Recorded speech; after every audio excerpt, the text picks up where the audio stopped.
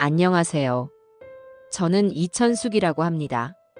정말 큰일 날 뻔했던 제 이야기 좀 들어주세요. 그날도 저는 동이특이 무섭게 일어나 좌판에 깔돗자리며 거스름돈 같은 것들을 챙기고 있었습니다. 평생을 동고동락해온 낡은 손수레에 몸을 기댄 채 잠시 숨을 고르는데 난데없이 요란한 경적 소리가 골목길의 새벽을 갈랐어요. 고개를 들어보니 번쩍이는 외제차 한 대가 제 낡은 빌라 앞에 위태롭게 서 있었습니다. 저 차는 제가 뼈 빠지게 번 돈으로 대출금을 갚아준 제 아들놈 손동호의 차였죠. 그리고 조수석 문이 열리더니 제 인생의 가장 큰 골칫덩어리인 며느리 배지현이 화사한 원피스 차림으로 내리더군요. 평소에는 명절은커녕 제 생일에도 전화 한 통 없던 아이가 이 새벽부터 무슨 행차일까요? 필시 제삿밥 얻어먹으러 온 귀신이 아니고서야 저럴 리가 없었습니다. 며느리는 손에 대문짝만한 과일 바구니를 들고 있었는데 그 모습이 어찌나 어색하고 가증스럽던지. 허영과 이기심으로 똘똘 뭉친 아이가 저렇게 값비싼 과일을, 그것도 자기 돈으로 샀을 리가 없죠. 잭에서 뜯어낸 돈으로 샀거나 아니면 더 큰 것을 뜯어내기 위한 미끼임이 분명했습니다. 어머니, 저 왔어요. 이렇게 이른 아침부터 죄송해요. 어머니 장사 나가시기 전에 꼭 배워야 할 것 같아서요. 어깨에 걸친 명품 가방을 고쳐 매며 현관으로 들어서는 폼이 마치 런웨이를 걷는 모델 같았습니다. 흙먼지 묻은 제 행색과는 어울리지 않는 모습이었죠. 저는 속으로 혀를 찼지만 겉으로는 무심한 척하며 퉁명스럽게 물었습니다. 무슨 바람이 불어서 여기까지 왔냐? 네가 올 때가 아닐 텐데. 그리고 그 차 소리 좀 어떻게 해봐라. 동네 사람들 잠다 깨겠다. 제 말에 며느리는 금방이라도 눈물을 쏟을 것처럼 눈시울을 붉히더군요. 참 연기도 잘하는 아이였어요. 눈물 한 방울 없이 우는 법을 어디서 배웠는지 그 연기에 제 아들놈 손동호가 꼴딱 넘어갔으니 말입니다. 어머니, 왜 그렇게 말씀하세요? 제가 정말 잘못했어요. 아버님 돌아가시고 혼자 얼마나 외로우셨어요.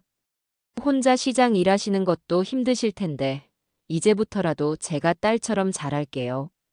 그러면서 제 손을 덥석 잡는데 손톱에 붙인 번쩍이는 보석 장식이 제 거친 손등을 긁어댔습니다. 저는 그 차가운 감촉에 소름이 돋아 슬쩍 손을 빼내며 소파에 앉았어요. 아들놈은 운전석에서 꾸물거리다 마지못해 내려서는 제 아내의 연극의 장단이라도 맞추듯 어색한 미소를 지으며 제 옆에 멀찍이 앉았습니다. 저놈은 어릴 때부터 숫기가 없고 남 앞에 나서는 법이 없었어요. 그러니 저렇게 기가 드센 계집에게 잡혀 사는 거겠죠. 아비 없는 자식이라고 손가락질 받지 않게 하려고 제가 시장 바닥을 뒹굴며 악착같이 키웠는데 결국 저런 여자 하나 제대로 휘어잡지 못하는 반푼이가 되고 말았습니다. 그래서 용건이 뭐냐? 둘 다 바쁜 사람들인데 얼른 말하고 가거라. 나도 곧 장사하러 나가봐야 하니. 제 말에 며느리는 기다렸다는 듯 본론을 꺼냈습니다. 그 목소리는 꿀이라도 발라놓은 듯 달콤했어요. 어머니, 이번에 저희가 효도 여행 한번 보내드리려고요. 동호 씨랑 상의했는데 어머니 평생 고생만 하셨지 어디 좋은데 한번 못 가보셨잖아요. 자식된 도리로 너무 죄송해서 저희가 큰맘 먹고 준비했어요. 효도 여행이라. 참으로 기가 막히고 코가 막히는 소리였습니다. 결혼하고 10년이 넘도록 용돈 한 번 제대로 준 적 없는 것들이, 시아버지 제사상에 올린 과일 하나 사온 적 없는 것들이 갑자기 웬 효도 여행일까요? 지난번에 가게 자리가 좋은 게 나왔으니 목돈 좀 빌려달라고 하기에 거절했더니 몇 달간 연락도 없던 것들이었습니다. 저는 며느리의 얼굴을 빤히 쳐다봤습니다. 비싼 화장품으로 가려보려 애썼지만 그 속의 탐욕스러운 표정까지는 감추지 못하더군요. 됐다. 너희들끼리나 잘 다녀와라. 이 늙은이가 어딜 가겠다고. 시장 하루만 안 나가도 손해가 얼만데. 단골들 기다리는 건 어쩌고. 에이, 어머니. 돈은 이제 그만 버셔도 되잖아요. 그 돈 다 싸가지고 가실 것도 아니고. 시장 일은 하루 이틀 쉬셔도 아무도 뭐라고 안 해요. 저희가 다 알아서 할 테니 걱정 마시고 몸만 가시면 돼요. 정말 좋은 데로 예약해 놨어요. 공기 좋은 데 가서 며칠 푹 쉬고 오세요. 요새 힐링이 유행이잖아요. 옆에서 듣고 있던 아들놈도 마치 외운 대사를 으뜻 거들었습니다. 어머니, 지연이가 이번에 정말 많이 준비했어요. 인터넷으로 제일 좋은 곳만 골라서 예약까지 다 마쳤어요. 어머니 생각해서 그런 거니 이번 한 번만이라도 저희 성의를 봐서 같이 가주세요. 아들의 목소리는 자신이 없었고 눈은 저를 마주치지 못하고 바닥만 쳐다보고 있었습니다. 제 아들이지만 참으로 한심한 녀석이었죠. 지 어미 얼굴도 제대로 못 쳐다보는 놈이 가장 노릇은 어떻게 할까요? 저는 그때 확신했습니다. 이것들이 무언가 단단히 꾸미고 있다는 것을요. 평생을 시장에서 온갖 인간 군상을 상대하며 살아온 제 눈을 속일 수는 없었습니다. 하지만 여기서 싫다고 버티면 이것들이 또 무슨 수작을 부릴지 알 수 없는 노릇이었죠. 늑대를 잡으려면 늑대굴로 들어가야 하는 법입니다. 차라리 판에 직접 뛰어들어 놈들의 패를 확인하는 편이 낫다고 판단했어요. 그렇게까지 말하는데 정 거절하기도 그렇구나. 니들 성의가 갸륵해서라도 한번 따라가 주마. 대신 올해는 안 된다. 딱 이틀이다. 주말 지나면 바로 돌아와야 한다. 제 허락에 며느리의 얼굴에 화색이 도는 것이 보였습니다. 마치 월척이라도 낚은 강태공의 표정이었어요. 너무 티나게 좋아하는 바람에 옆에 있던 아들놈이 슬쩍 팔꿈치로 찌를 정도였으니까요. 네, 어머니. 정말 잘 생각하셨어요. 그럼 모레 아침에 바로 출발하는 걸로 알게요. 짐은 제가 와서 싸드릴 테니 아무것도 신경 쓰지 마세요. 어머니는 그냥 푹 쉬고만 계시면 돼요. 그렇게 아들 내외는 서둘러 돌아갔습니다. 저는 텅 빈 거실에 홀로 남아 며느리가 두고 간 과일 바구니를 쳐다봤어요. 겉은 번지르르한 수입 과일들로 가득했지만 아래쪽에는 이미 무르기 시작한 값싼 과일들이 교묘하게 숨겨져 있었습니다. 꼭 제 며느리 같은 과일 바구니였죠. 저는 그 과일 바구니를 음식물 쓰레기통에 통째로 쳐넣었습니다. 저런 걸 먹고 탈이라도 나면 놈들의 계획에 놀아나는 꼴이 될 테니까요. 약속한 날이 되자 며느리는 아침 일찍부터 콧노래를 부르며 저희 집으로 들이닥쳤습니다. 그러고는 제 방으로 들어가 제 옷장을 열어젖히더군요. 어머니, 짐은 제가 다 쌀게요. 어머니는 편하게 앉아만 계세요. 여행 가기 전에 피곤하시면 안 되잖아요. 저는 못 이기는 척 소파에 앉아 며느리의 행동을 유심히 지켜봤습니다. 며느리는 제 옷장을 뒤지더니 가장 낡고해진 옷가지 몇 개만 꺼내 낡은 여행 가방에 쑤셔 넣기 시작했어요. 제가 시장 갈 때 입는 몸빼 바지에 목이 다 늘어난 티셔츠, 무릎 나온 추리닝 바지 따위를 말입니다. 얘야, 그래도 여행 가는데 옷이 그게 뭐냐? 저기 장롱 안에 있는 작년에 네 아들이 사준 고운 옷으로 가져가야지. 제 말에 며느리는 호들갑을 떨며 손사래를 쳤습니다. 아유, 어머니. 좋은 데는 옷 편하게 입고 가야죠. 비싼 옷 입고 가면 불편하기만 해요. 그리고 혹시라도 뭐 묻으면 어떡해요. 세탁비도 비싼데. 제가 일부러 활동하기 편한 옷으로만 챙기는 거예요. 다 어머니 생각해서 그러는 거죠. 말은 참으로 청산유수였습니다.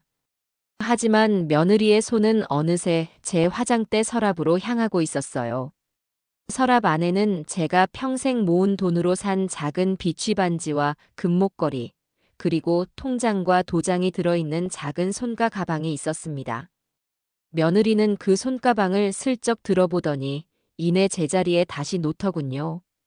그 눈빛은 마치 보석상의 감정사처럼 차갑고 계산적이었습니다. 어머니, 이런 귀중품은 그냥 집에 두고 가세요. 여행 가서 잃어버리면 큰일 나잖아요. 요즘 세상이 얼마나 험한데요. 소매치기라도 당하면 어쩌시려고요. 제가 서랍 깊숙이 잘 모셔둘게요. 그래도 혹시 모르니 몸에 지니고 가는 게 낫지 않겠냐? 돈 쓸 일이 있을지도 모르잖니. 아니에요, 어머니. 여행 경비는 저희가 다 알아서 할 건데, 어머니 돈이 왜 필요해요? 그냥 아무 걱정 마시고 따라오시기만 하면 된다니까요. 그러면서 며느리는 제게 낡아빠진 시장 가방 하나를 건넸습니다. 그 안에는 달아빠진 손수건 한 장과 1,000원짜리 몇 장이 전부였어요. 심지어 제 낡은 스마트폰 대신 전화랑 문자만 겨우 되는 구형 폴더폰 하나를 넣어두었더군요. 혹시라도 제가 인터넷으로 위치를 찾아내거나 도움을 요청할까봐 미리 손을 쓴 것이 틀림없었습니다. 이쯤 되니 모든 상황이 명확해졌습니다.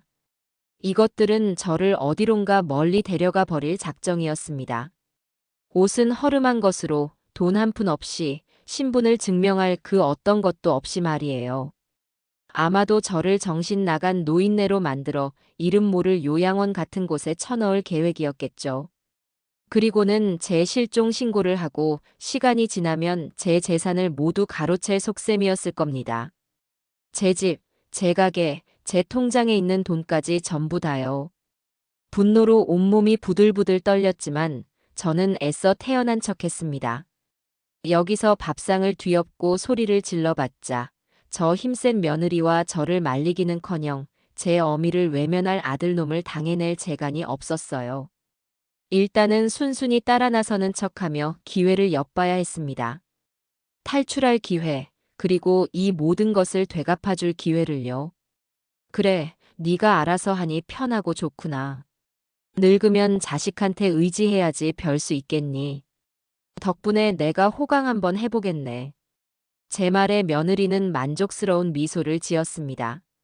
모든 것이 자기 뜻대로 되어가고 있다고 생각했겠죠. 어리석은 것. 이 이천수기가 어떤 사람인지 시장 바닥에서 산전수전 공중전까지 다 겪으며 살아남은 잡초 같은 인생이라는 걸 아직 모르는 모양이었습니다. 저는 속으로 칼을 갈며 이것들에게 제 인생을 호락호락 내어주지 않으리라 굳게 다짐했습니다. 그렇게 저의 수상하고도 위험한 효도 여행이 놈들의 탐욕과 저의 복수심을 싣고 마침내 막을 올렸습니다. 차에 오르자마자 등 뒤로 문이 쿵 하고 닫히는 소리가 마치 감옥 문이 닫히는 소리처럼 섬뜩하게 들렸습니다. 출발하기 전까지 제 앞에서 온갖 애교를 떨던 며느리 배지현은 운전석에 앉은 제 아들놈에게 턱짓을 하는 것으로 모든 대화를 대신했어요. 효도 여행의 설렘 같은 건 애초에 있지도 않았지만 차 안의 공기는 예상보다 훨씬 더 차갑고 무거웠습니다. 저는 뒷좌석 가운데에 뻣뻣하게 앉아 아무 말 없이 창밖만 바라보는 척했습니다. 하지만 제 모든 신경은 앞 좌석에 앉은 두 인간의 일거수일투족을 향해 곤두서 있었죠. 차는 제가 아는 길을 한참이나 달리다 어느 순간부터 낯선 국도로 접어들기 시작했습니다. 넓고 곧게 뻗은 고속도로가 아니라 꼬불꼬불하고 왕복 2차선밖에 되지 않는 외진 길이었습니다. 주변 풍경도 화려한 관광지의 모습과는 거리가 멀었어요. 세련된 건물들은 사라지고 낡은 슬레이트 지붕을 얹은 농가와 듬성듬성 자리한 논밭만이 스산하게 스쳐 지나갔습니다. 저는 일부러 순진한 노인네처럼 물었습니다. 얘야, 그런데 어디로 가는 길이냐? 길이 영 낯설구나. 꼭 어디로 팔려가는 기분이다. 제 농담 섞인 말에 아들놈의 어깨가 움찔하는 것을 백미러로 똑똑히 보았습니다. 며느리는 거울로 저를 한번 힐끗 쳐다보더니 신경질적인 목소리로 대꾸하더군요. 어머니는 뭘 그런 말씀을 하세요. 원래 좋은 데는 이렇게 숨어 있는 법이에요. 사람들 북적이는 데는 제대로 쉴 수도 없어요. 제가 일부러 조용하고 한적한 곳으로 예약했으니까 그냥 가만히 경치 구경이나 하세요. 그 말투에는 더 이상 질문하지 말라는 날카로운 경고가 담겨 있었습니다. 저는 입을 다물고 다시 창밖으로 시선을 돌렸어요. 차창에 비친 제 얼굴은 평생의 고단함이 그대로 새겨진 쪼글쪼글한 노인의 모습이었지만 그 두 눈만큼은 형형하게 빛나고 있었습니다. 그래, 배지현. 네가 얼마나 대단한 곳에 날 데려가는지 내 두 눈으로 똑똑히 확인해 주마. 1시간을 더 달렸을까요? 차가 멈춰 선 곳은 휴게소도 그렇다고 알려진 관광지도 아니었습니다. 잡초만 무성한 공터 옆에 자리한 간판마저 다 썩어 문드러진 만물상회라는 작은 가게 앞이었어요. 아들놈은 어머니, 잠시만요. 목이 말라서 물 좀 사올게요. 라며 허둥지둥 차에서 내렸습니다. 아마도 저와 단둘이 차에 남아있는 이 숨막히는 공기를 견딜 수 없었겠지요. 며느리는 그런 아들의 뒷모습을 보며 작게 혀를 차더니 핸드백에서 휴대폰을 꺼내 들었습니다. 제가 눈을 감고 조는 척하자 며느리는 주위를 한번 살피고는 낮은 목소리로 통화를 시작했습니다. 저는 숨소리조차 죽인 채 귀를 쫑긋 세웠어요. 아, 네, 원장님. 저예요. 지금 거의 다 도착해가요. 한 30분 정도만 더 가면 될 것 같아요. 네. 아니요. 아주 얌전하세요. 제가 아침에 미리 드린 약이 효과가 좋았나 봐요. 차 타자마자 주무시네요. 약이라니. 심장이 쿵 하고 내려앉았습니다. 어쩐지 아침에 며느리가 타준 쌍화탕 맛이 유난히 쓰더라니. 그 안에 수면제 같은 것을 몰래 타 넣었던 겁니다. 저를 몽롱한 상태로 만들어 반항할 기력조차 빼앗으려 했던 것이죠. 분노로 피가 거꾸로 솟는 것 같았지만 저는 계속해서 자는 척 연기를 이어갔습니다. 네. 서류는 다 챙겼고요. 그냥 무연고자로 처리하면 뒤탈 없는 거 확실하죠? 나중에라도 가족이 찾아오거나 그러면 곤란하잖아요. 추가금요? 아이, 무슨 추가금까지. 지난번에 다 이야기된 거 아니었나요? 알았어요. 일단 가서 뵐게요. 네, 이따 봬요. 통화가 끝나고 저는 모든 퍼즐 조각이 맞춰지는 것을 느꼈습니다. 원장님이라는 호칭, 무연고자라는 단어. 이것들은 저를 이름도 가족도 없는 늙은이로 만들어 요양원에 버리려는 것이었습니다. 그것도 그냥 요양원이 아니라 연고 없는 노인들을 상대로 나랏돈이나 타먹는 불법 시설이 틀림없었어요.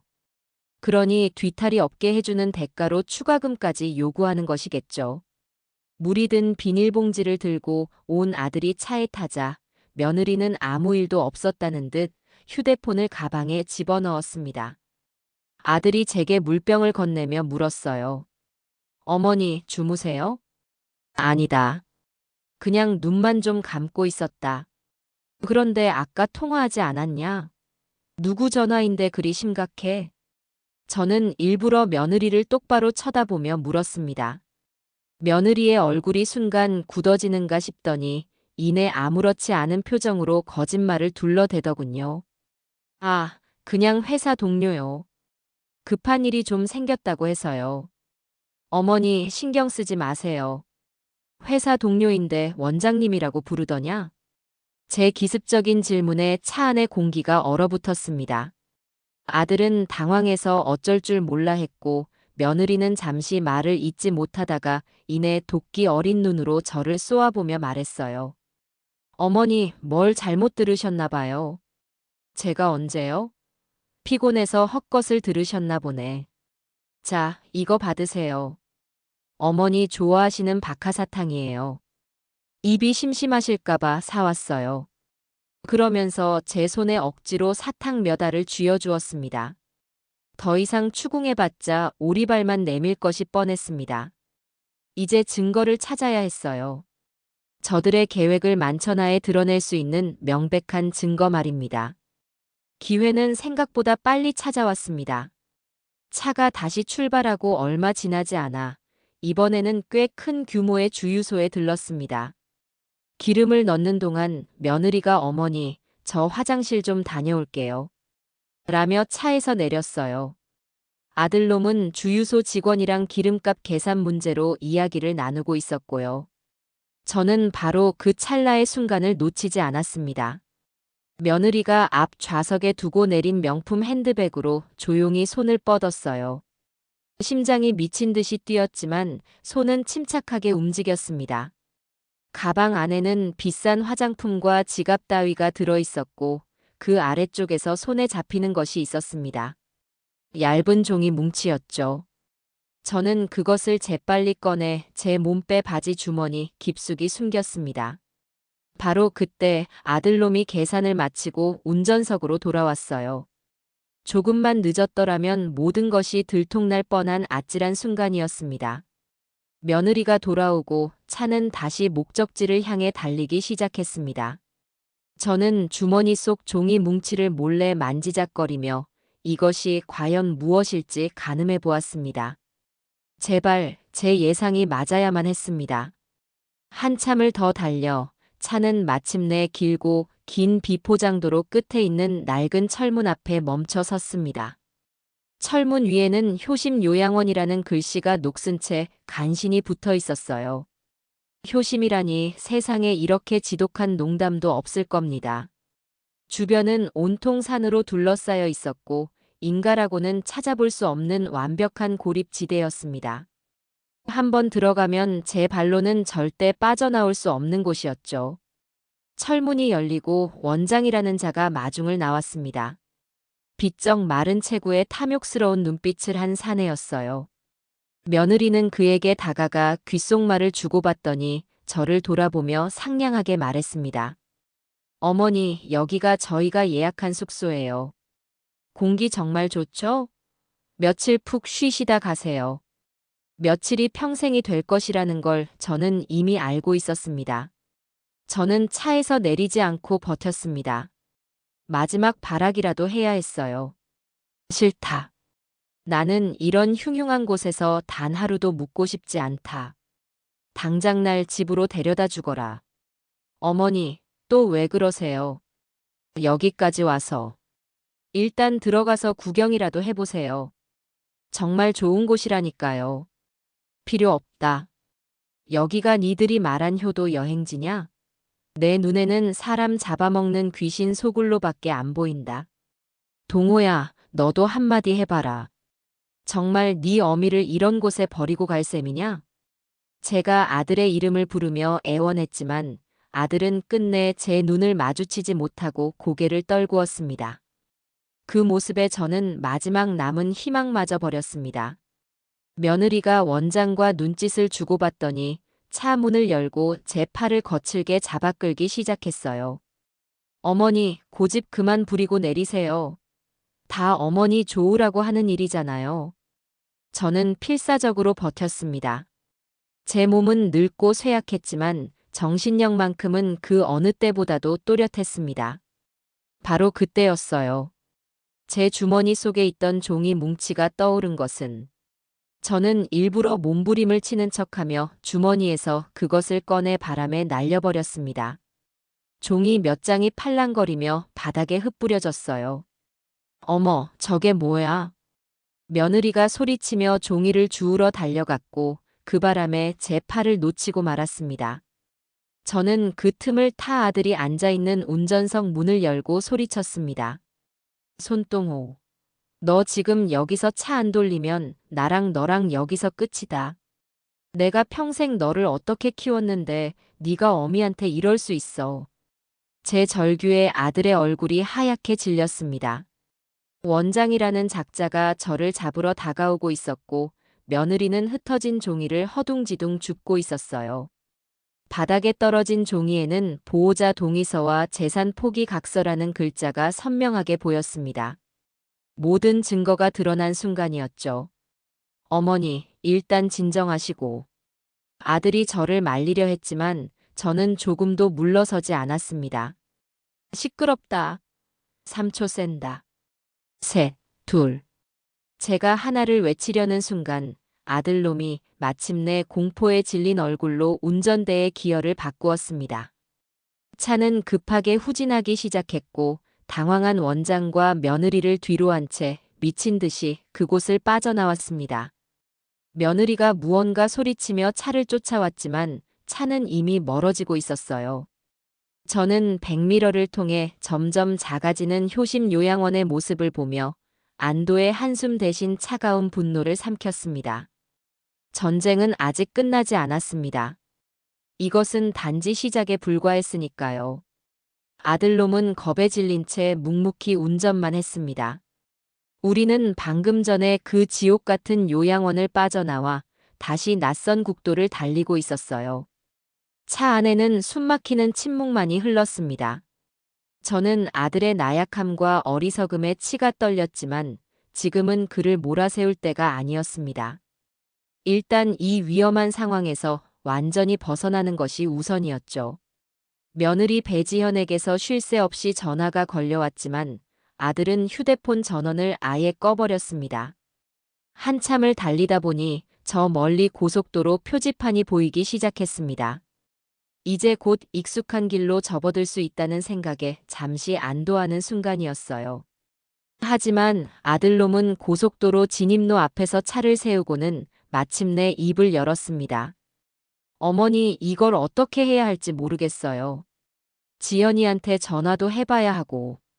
일단 저기 휴게소에 잠시만 들렀다 가면 안 될까요? 머리가 너무 복잡해서 운전을 못하겠어요.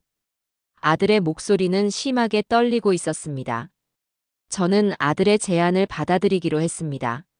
어차피 지금 이 상태의 아들을 데리고 서울까지 가는 것은 무리였고, 제게도 앞으로의 계획을 정리할 시간이 필요했어요.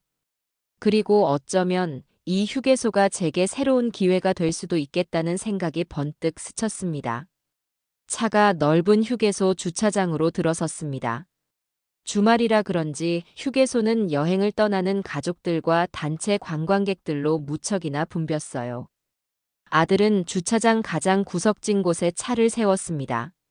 아마도 다른 사람들 눈에 띄고 싶지 않았겠지요. 차에서 내린 아들은 담배를 빼어 물고는 어디론가 터벅터벅 걸어갔습니다. 제게는 한마디 말도 없이요. 저는 그런 아들의 뒷모습을 차갑게 바라보다가 제게 주어진 이 절호의 기회를 어떻게 활용할지 머리를 굴리기 시작했습니다. 이대로 아들의 차를 타고 집으로 돌아가는 것은 최악의 선택이었습니다. 집에 돌아가면 며느리가 또 어떤 계략을 꾸며 저를 올가맬지 몰랐어요. 아들은 결국 제 편이 되어주지 못할 테고요. 저는 제 힘으로 이 상황을 완벽하게 끝내야만 했습니다. 저는 차에서 내려 휴게소 건물 쪽으로 걸어갔습니다. 일단 저를 버리려 했던 증거물, 즉 보호자 동의서와 재산 포기 각서부터 안전하게 확보해야 했어요. 휴게소 화장실에 들어가 아무도 없는 칸에 자리를 잡고 앉았습니다. 그리고 주머니에서 구겨진 서류들을 꺼내 꼼꼼히 읽어 내려갔습니다. 서류의 내용은 상상 이상으로 악랄했습니다.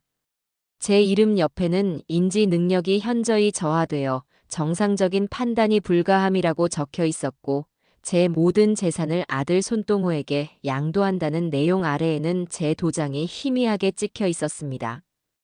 아마도 며느리가 예전에 다른 서류에 필요하다며 받아갔던 인감 도장을 몰래 사용한 것이 틀림없었어요. 저는 분노로 떨리는 손을 진정시키며 서류들을 곱게 접어 속옷 깊숙이 숨겼습니다. 이것은 단순한 종이 쪼가리가 아니었습니다. 제 아들과 며느리의 죄를 증명할 가장 강력한 무기였죠. 화장실에서 나온 저는 휴게소 건물 안을 천천히 둘러보았습니다. 그러다 제 눈에 들어온 것이 있었어요. 바로 현금 인출기였습니다. 저는 잠시 망설이다가 인출기 앞으로 다가갔습니다.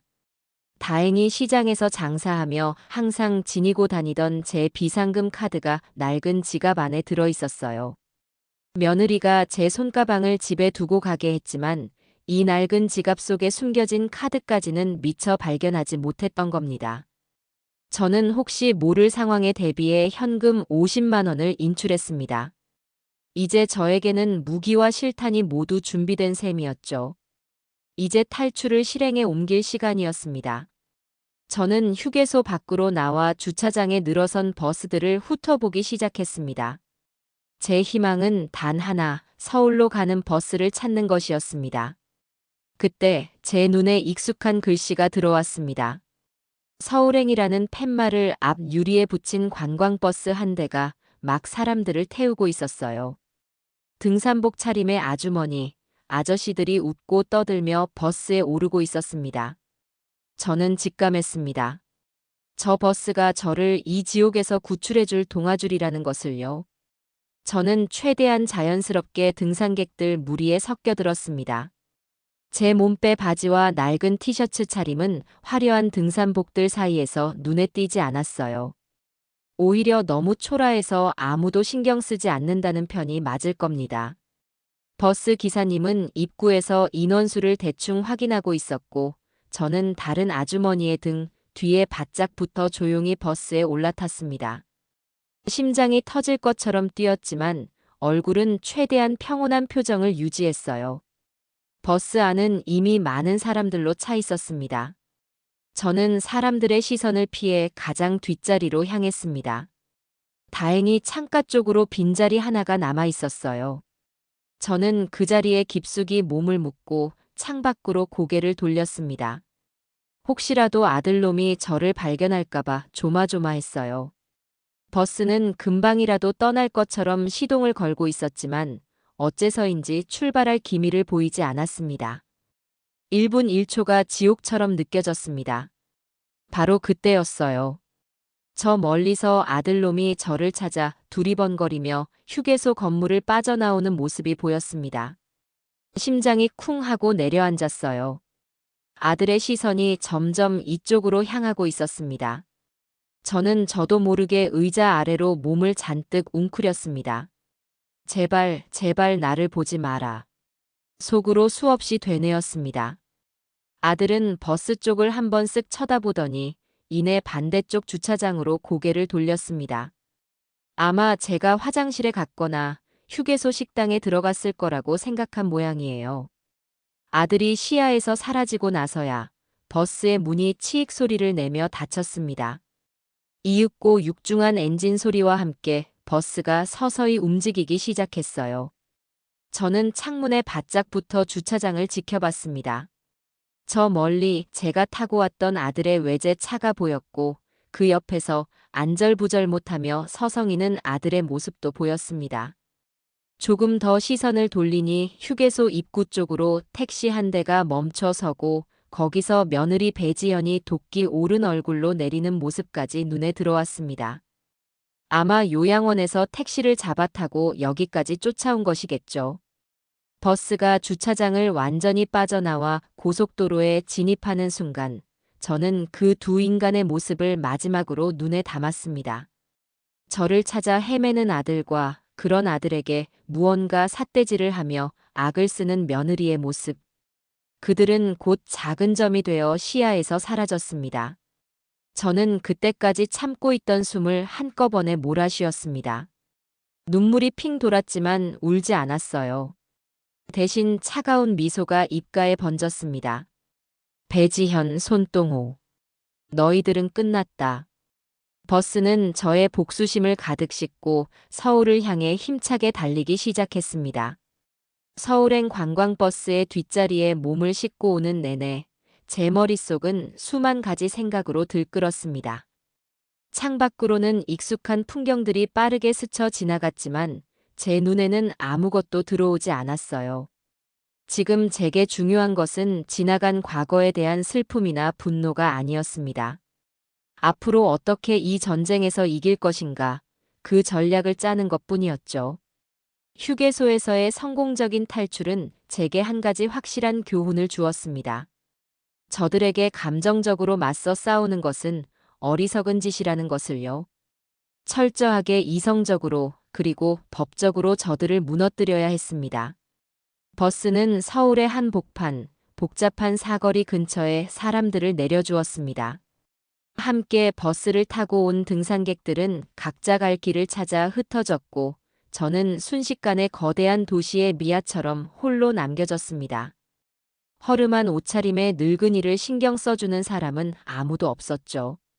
하지만 저는 외롭거나 두렵지 않았습니다. 오히려 제 마음은 그 어느 때보다도 단단하고 차가웠어요. 일단 집으로 돌아가는 것이 급선무였습니다. 며느리가 제 집 비밀번호를 알고 있었기에 그들이 저보다 먼저 집에 도착해 또 무슨 짓을 벌일지 몰랐으니까요. 저는 지하철역으로 향했습니다. 주머니 속에는 휴게소에서 인출한 빳빳한 현금 50만 원이 들어 있었습니다. 이 돈이 제 반격의 첫 번째 종잣돈이 될 것이었습니다. 오랜만에 타보는 지하철은 무척이나 낯설었지만 시장 바닥에서 다져진 생존 감각으로 노선도를 확인하고 무사히 저희 동네 근처 역에 도착할 수 있었습니다. 역에서 내려 집으로 향하는 길은 멀고도 험하게 느껴졌습니다. 제 마음이 그만큼 급했다는 뜻이겠지요. 마침내 저 멀리 익숙한 빌라 건물이 눈에 들어왔을 때 저는 저도 모르게 걸음을 멈추고 숨을 골랐습니다. 다행히 빌라 주차장에는 아들놈의 차가 보이지 않았어요. 아직 도착하지 않은 모양입니다. 저는 서둘러 건물 안으로 들어가 떨리는 손으로 현관문 비밀번호를 눌렀습니다. 문이 열리고 집 안으로 들어서는 순간 저는 안도감보다 더 큰 결심을 굳혔습니다. 이 집은 제 평생의 피와 땀이 깃든 곳입니다. 그 누구에게도 심지어 제 자식에게조차 빼앗길 수 없는 저의 성전이었죠. 저는 집에 들어서자마자 가장 먼저 현관문 디지털 도어록의 비밀번호부터 변경했습니다.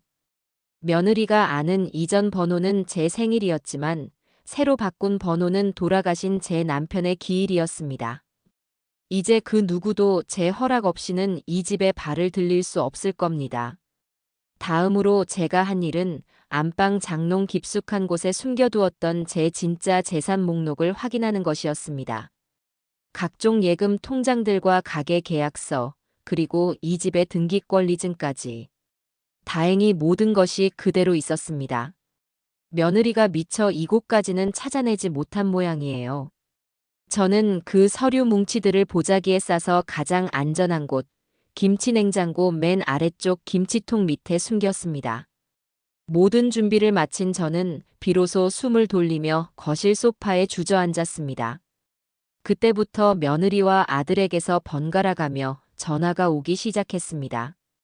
저는 전화를 받지 않았습니다. 대신 그들이 남기는 애타는 음성 메시지를 하나도 빠짐없이 들어가며 그들의 심리 상태를 파악했습니다. 처음에는 걱정하는 척하더니 시간이 지날수록 점점 본색을 드러내더군요. 어머니, 어디 계세요? 저희가 잘못했어요. 제발 전화 좀 받으세요. 어머니, 지금 장난하세요? 이러시면 저희도 정말 화나요. 좋게 말할 때 어디 계신지 말씀하세요.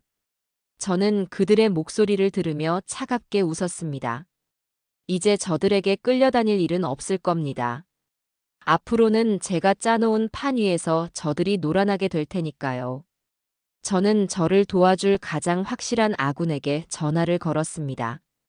시장에서 저와 평생을 함께 해온 친구, 오말순 여사였어요. 말순이는 저처럼 억척스럽게 살아온 과부였고 그 누구보다 의리가 있는 친구였습니다. 여보세요? 천숙이냐? 너 가게도 안 나오고 무슨 일이야? 내가 얼마나 걱정했는데. 말순아, 나 좀 도와줘라. 내게 아주 큰일이 생겼다. 저는 자초지종을 모두 설명했습니다. 아들 내외가 저를 요양원에 버리려 했던 일부터 휴게소에서 극적으로 탈출한 이야기까지. 모든 이야기를 들은 말순이는 전화기 너머에서 불같이 화를 냈습니다. 뭐? 그 인간 같지도 않은 것들이 그런 짓을 벌였다고? 당장 내 앞에 데려와. 내가 그년 놈들 머리끄덩이를 다 뽑아버릴 테다. 진정해라 말순아. 내가 전화한 건 화풀이해달라고 한 게 아니야. 네 도움이 필요해서 그런다. 저는 말순이에게 제 계획을 설명했습니다. 변호사를 선임해서 법적으로 대응하고 싶다고요. 말순이는 잠시 제 이야기를 듣더니 이내 단호한 목소리로 말했습니다. 잘 생각했다. 그런 것들은 법으로 다스려야 해. 마침 내 사촌동생 남편이 변호사인데 아주 독사 같은 인간이야. 돈 문제는 기가 막히게 처리한다고 소문이 자자하지. 내가 당장 연결해 줄게. 너는 아무 걱정 말고 그 인간 만나서 상담부터 받아봐. 말순이는 그 자리에서 바로 변호사에게 연락해 주었고, 저는 다음 날 오전에 변호사 사무실에서 만나기로 약속을 잡았습니다. 전화를 끊고 나니 막막했던 눈앞에 희미하게나마 길이 보이기 시작하는 것 같았습니다. 그날 밤, 저는 뜬 눈으로 밤을 새웠습니다. 그리고 결심했어요. 단순히 재산을 지키는 것에서 끝내지 않겠다고. 저를 기만하고 버리려 했던 그 죄를 반드시 묻겠다고요. 아들이라는 연은 이미 제 손으로 끊어낸 지 오래였습니다. 이제 남은 것은 오직 냉정한 심판뿐이었습니다. 다음 날 아침, 저는 평생 입어본 적 없는 가장 좋은 옷을 꺼내 입고 속옷에 숨겨두었던 증거 서류들을 품에 안은 채 집을 나섰습니다. 제 인생을 건 마지막 전쟁터로 향하는 장수의 심정이 이러했을까요? 두려움은 없었습니다. 오직 차가운 결의만이 제 온몸을 감싸고 있었습니다. 다음 날 아침, 저는 남편의 유일한 유품인 낡은 손목시계를 차고 집을 나섰습니다. 앞으로 벌어질 싸움에서 그이가 제 곁을 지켜주리라는 믿음 때문이었습니다. 말순이가 소개해준 변호사의 이름은 독고진, 이름부터가 외롭고 단단하게 싸워나갈 제 운명을 예고하는 것 같았죠. 그의 사무실은 금방이라도 무너질 듯한 낡은 상가 건물 3층. 계단을 오를 때마다 삐걱거리는 소리가 제 불안한 심정을 대변하는 듯했습니다. 하지만 사무실 문을 열고 들어선 순간 저는 그곳이 보통 장소는 아님을 직감했습니다. 사무실은 화려함과 거리가 멀었지만 창가에는 기품 있는 난초가 고고하게 피어 있었고 벽면을 가득 채운 낡은 법률 서적들은 방대한 지식의 숲을 이루고 있었습니다. 그 모든 것의 중심에 독고진 변호사가 앉아 있었죠. 그는 돋보기 안경 너머의 날카로운 눈으로 저를 훑어보았지만 그 눈빛에는 경멸이나 동정이 아닌 오직 상대를 꿰뚫어 보려는 예리함만이 담겨 있었습니다. 그는 제 행색이나 주눅든 태도에 대해 한마디도 묻지 않았습니다. 그저 따뜻한 차 한 잔을 제 앞에 놓아주며 낮은 목소리로 말했죠. 어머님, 처음부터 끝까지. 아주 사소한 것이라도 좋으니 전부 다 말씀해 주십시오. 그래야만 제가 어머님의 칼이 되어드릴 수 있습니다. 그 말에 저는 얼어붙었던 마음이 조금은 녹아내리는 것을 느꼈습니다. 저는 제 인생 전부를 이야기하기 시작했습니다. 새벽 시장에서 생선을 팔아 아들을 키워냈던 젊은 시절의 이야기, 남편과 사별하고 홀로 가게를 지켜왔던 이야기, 아들이 결혼한 후 며느리에게 시달려왔던 서러운 세월까지. 제 이야기는 한편의 구슬픈 신세타령이었지만 독고진 변호사는 단 한 번도 말을 끊거나 지루한 기색을 내비치지 않았습니다. 그는 마치 의사가 환자를 진찰하듯 제 이야기 속에서 사건의 핵심과 등장인물들의 성격, 그리고 그들의 약점을 정확히 파악하고 있었습니다. 마침내 제가 품속에서 보호자 동의서와 재산 포기 각서를 꺼내 책상 위에 올려놓았을 때 그의 눈이 처음으로 번뜩였습니다. 그는 장갑이라도 낄 것처럼 조심스러운 손길로 서류를 집어들고 한 글자 한 글자 꼼꼼히 읽어내려갔습니다. 이건 괴물들이 남긴 발자국이군요. 아주 결정적이고 아주 추악한 증거물입니다. 어머님, 정말 대단하십니다. 보통 사람이라면 이런 위급한 상황에서 정신을 놓아버렸을 텐데 이걸 챙길 생각을 하셨다니. 이미 이 싸움의 절반은 이기신 겁니다. 그는 서류를 꼼꼼히 살핀 뒤 제게 앞으로의 싸움이 어떻게 진행될 것인지 명쾌하게 설명해 주었습니다. 그의 목소리에는 한치의 망설임도 없었어요. 그는 법률 용어를 늘어놓는 대신 제가 이해하기 쉽도록 전쟁에 비유하여 설명했습니다. 우선 적군이 우리 성 안으로 쳐들어오지 못하게 성문을 걸어 잠가야 합니다. 그것이 바로 접근금지 가처분 신청입니다. 법원의 명령으로 아드님과 며느님이 어머님 댁 100m 이내로 접근하는 것을 막는 겁니다. 다음으로 적에게 빼앗긴 영토를 되찾아야 합니다.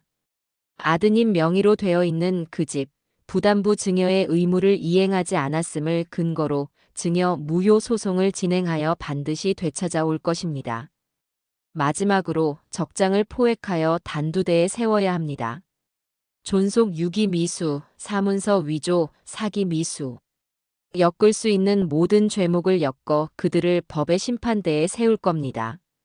그러려면 결정적인 증거가 하나 더 필요합니다. 그들이 어머님을 버린 뒤 어머님의 재산을 처분하려고 했다는 구체적인 증거 말입니다. 그 증거를 제가 어떻게 찾아야 합니까? 그건 제가 미끼를 던져서 유인할 테니 어머님께서는 지금부터 제가 시키는 대로만 하시면 됩니다. 일종의 연극이라고 생각하시면 쉬울 겁니다. 어머님께서는 세상에서 가장 불쌍하고 혼란스럽고 자식에게 버림받아 정신이 오락가락하는 노인 역할을 맡아주셔야 합니다. 하실 수 있겠습니까? 변호사의 계획을 듣고 저는 잠시 망설였습니다. 평생을 시장 바닥에서 그 누구에게도 고개 숙이지 않고 꼿꼿하게 살아온 제가 그런 나약하고 비참한 연기를 해야 한다는 것이 자존심 상하기도 했어요.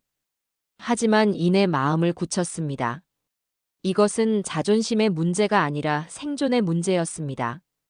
저는 변호사의 사무실을 나와 곧장 제 인생 최후의 연극을 시작했습니다. 저는 공중전화로 달려가 일부러 수신자 부담으로 며느리에게 전화를 걸었습니다. 제가 돈 한 푼 없는 절박한 상황임을 암시하기 위한 첫 번째 장치였죠. 신호가 몇 번 가기도 전에 며느리가 득달같이 전화를 받았습니다. 어머니, 어머니 맞으세요? 지금 어디 계세요? 저희가 얼마나 찾았는 줄 아세요? 목소리는 다급했지만 그 속에는 걱정이 아닌 초조함과 짜증이 가득했습니다. 저는 변호사가 알려준 대로 일부러 목소리를 심하게 떨며 말했습니다. 목소리가 잘 나오지 않아 헛기침을 몇 번이나 한 뒤에야 겨우 입을 뗄 수 있었어요. 나다 얘야, 내가 지금 어딘지를 모르겠다. 춥고 배고프고 여기가 어디냐? 온통 산만 보이고 무섭구나. 산이요? 그게 무슨 소리예요? 똑바로 좀 말씀해 보세요. 마지막으로 기억나는 곳이 어디예요? 며느리의 목소리가 날카로워졌습니다. 저는 최대한 불쌍하게 기억이 오락가락하는 사람처럼 연기했습니다. 아까 너희들이랑 갔던데 그 좋은 데 근처인 것 같다. 너희들이 날 데려다 준다고 했잖니. 공기 좋은 곳 내가 차에서 잠시 내렸는데 너희들이 그냥 가버렸잖니. 내가 길을 잃었나 보다. 배도 고프고 무서워서 한 발짝도 못 움직이겠다. 저는 제 말에 며느리가 어떤 반응을 보일지 숨죽여 기다렸습니다. 전화기 너머로 아들놈과 무언가 다급하게 상의하는 소리가 들려왔어요. 이 늙은이가 진짜 정신이 나갔나 봐. 어떡할 거야 당신. 가서 데려와야 하는 거 아니야? 같은 말들이 희미하게 들려왔습니다. 잠시 후 며느리가 다시 전화를 받았지만 그 목소리는 아까보다 훨씬 더 차가워져 있었습니다. 어머니, 정말 그 요양원 근처에 계신 거 맞아요? 거짓말 하시는 거 아니고요? 저희가 거기를 다 뒤졌는데 어머니 그림자도 못 봤다고요. 거짓말이라니. 이 늙은이가 지금 얼어 죽게 생겼는데 거짓말이 나오겠냐. 산속에 있는 낡은 정자 같은 데 앉아 있다. 어서 와서 날 좀 데려다다오. 내가 다 잘못했다.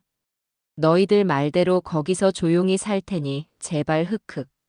저는 끝내 울음까지 터뜨렸습니다.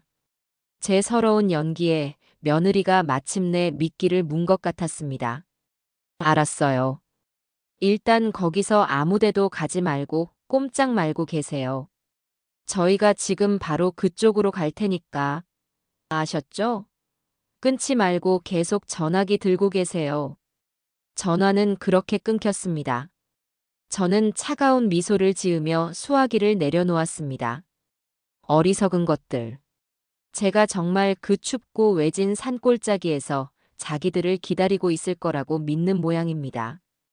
그들이 헛걸음을 하며 시간을 낭비하고 있을 동안 저는 변호사와 함께 법원으로 향했습니다. 접근금지 가처분 신청 서류를 접수하기 위해서였죠. 법원의 일처리는 신속했습니다. 제 진술과 증거 서류가 명백했기에 신청은 일사천리로 받아들여졌고 바로 다음 날 아침 법원 집행관이 저희 집 현관문에 점유, 이전 및 접근금지를 명시하는 붉은색 경고장을 붙였습니다. 한편 제 아들과 며느리는 두 번째 허탕을 친 채 분노와 피로에 젖어 서울로 돌아왔을 겁니다. 몇 시간을 달려 도착한 요양원 근처의 산속에는 낙엽 말고는 아무것도 없었을 테니까요. 그들은 제가 거짓말을 했다는 사실에 분노하면서도 한편으로는 제가 정말 그 산속에서 실족이라도 하여 죽어버렸으면 좋겠다는 잔인한 생각도 했을 겁니다.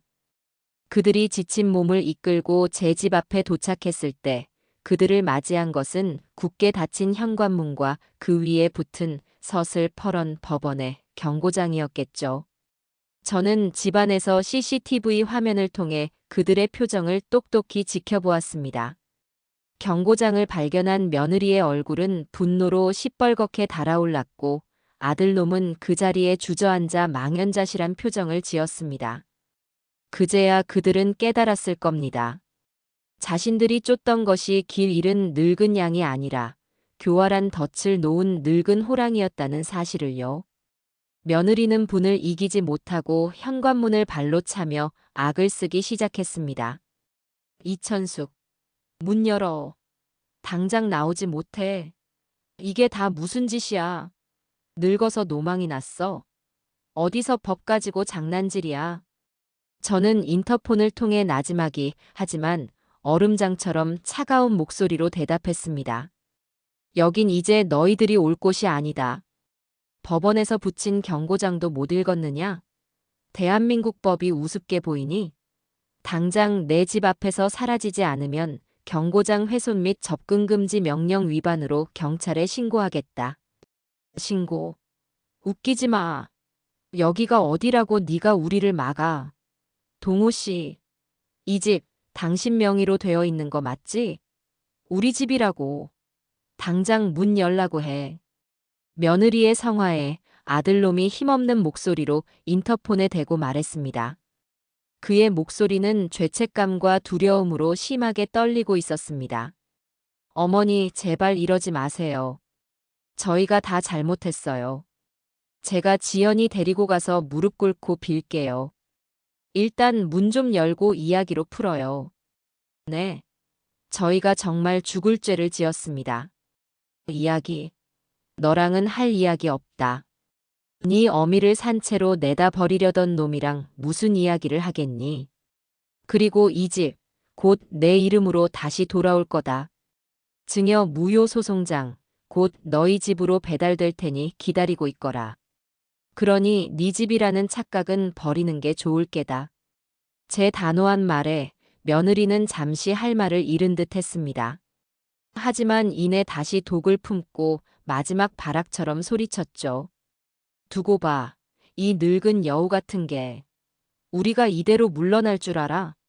그 집이 어떤 돈으로 산 집인데. 당신 재산 우리가 법적으로라도 기필코 다 찾아오고 말 테니까. 그 말을 끝으로 그들은 마침내 돌아갔습니다. 저는 쿵쾅거리는 심장을 진정시키며 소파에 깊숙이 몸을 묻었습니다. 이제 덫은 놓였습니다. 도간에 든 쥐가 된 굶주린 짐승들은 곧 제가 던져놓은 두 번째 미끼를 물기 위해 다시 나타날 것이고 저는 그때를 기다려 그들의 숨통을 완전히 끊어놓을 것이었습니다.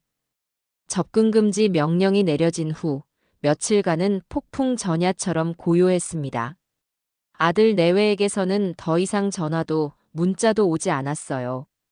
그들은 아마 변호사를 알아보거나 앞으로 닥쳐올 소송에 대해 대책을 강구하느라 분주하겠지요. 하지만 저는 알고 있었습니다.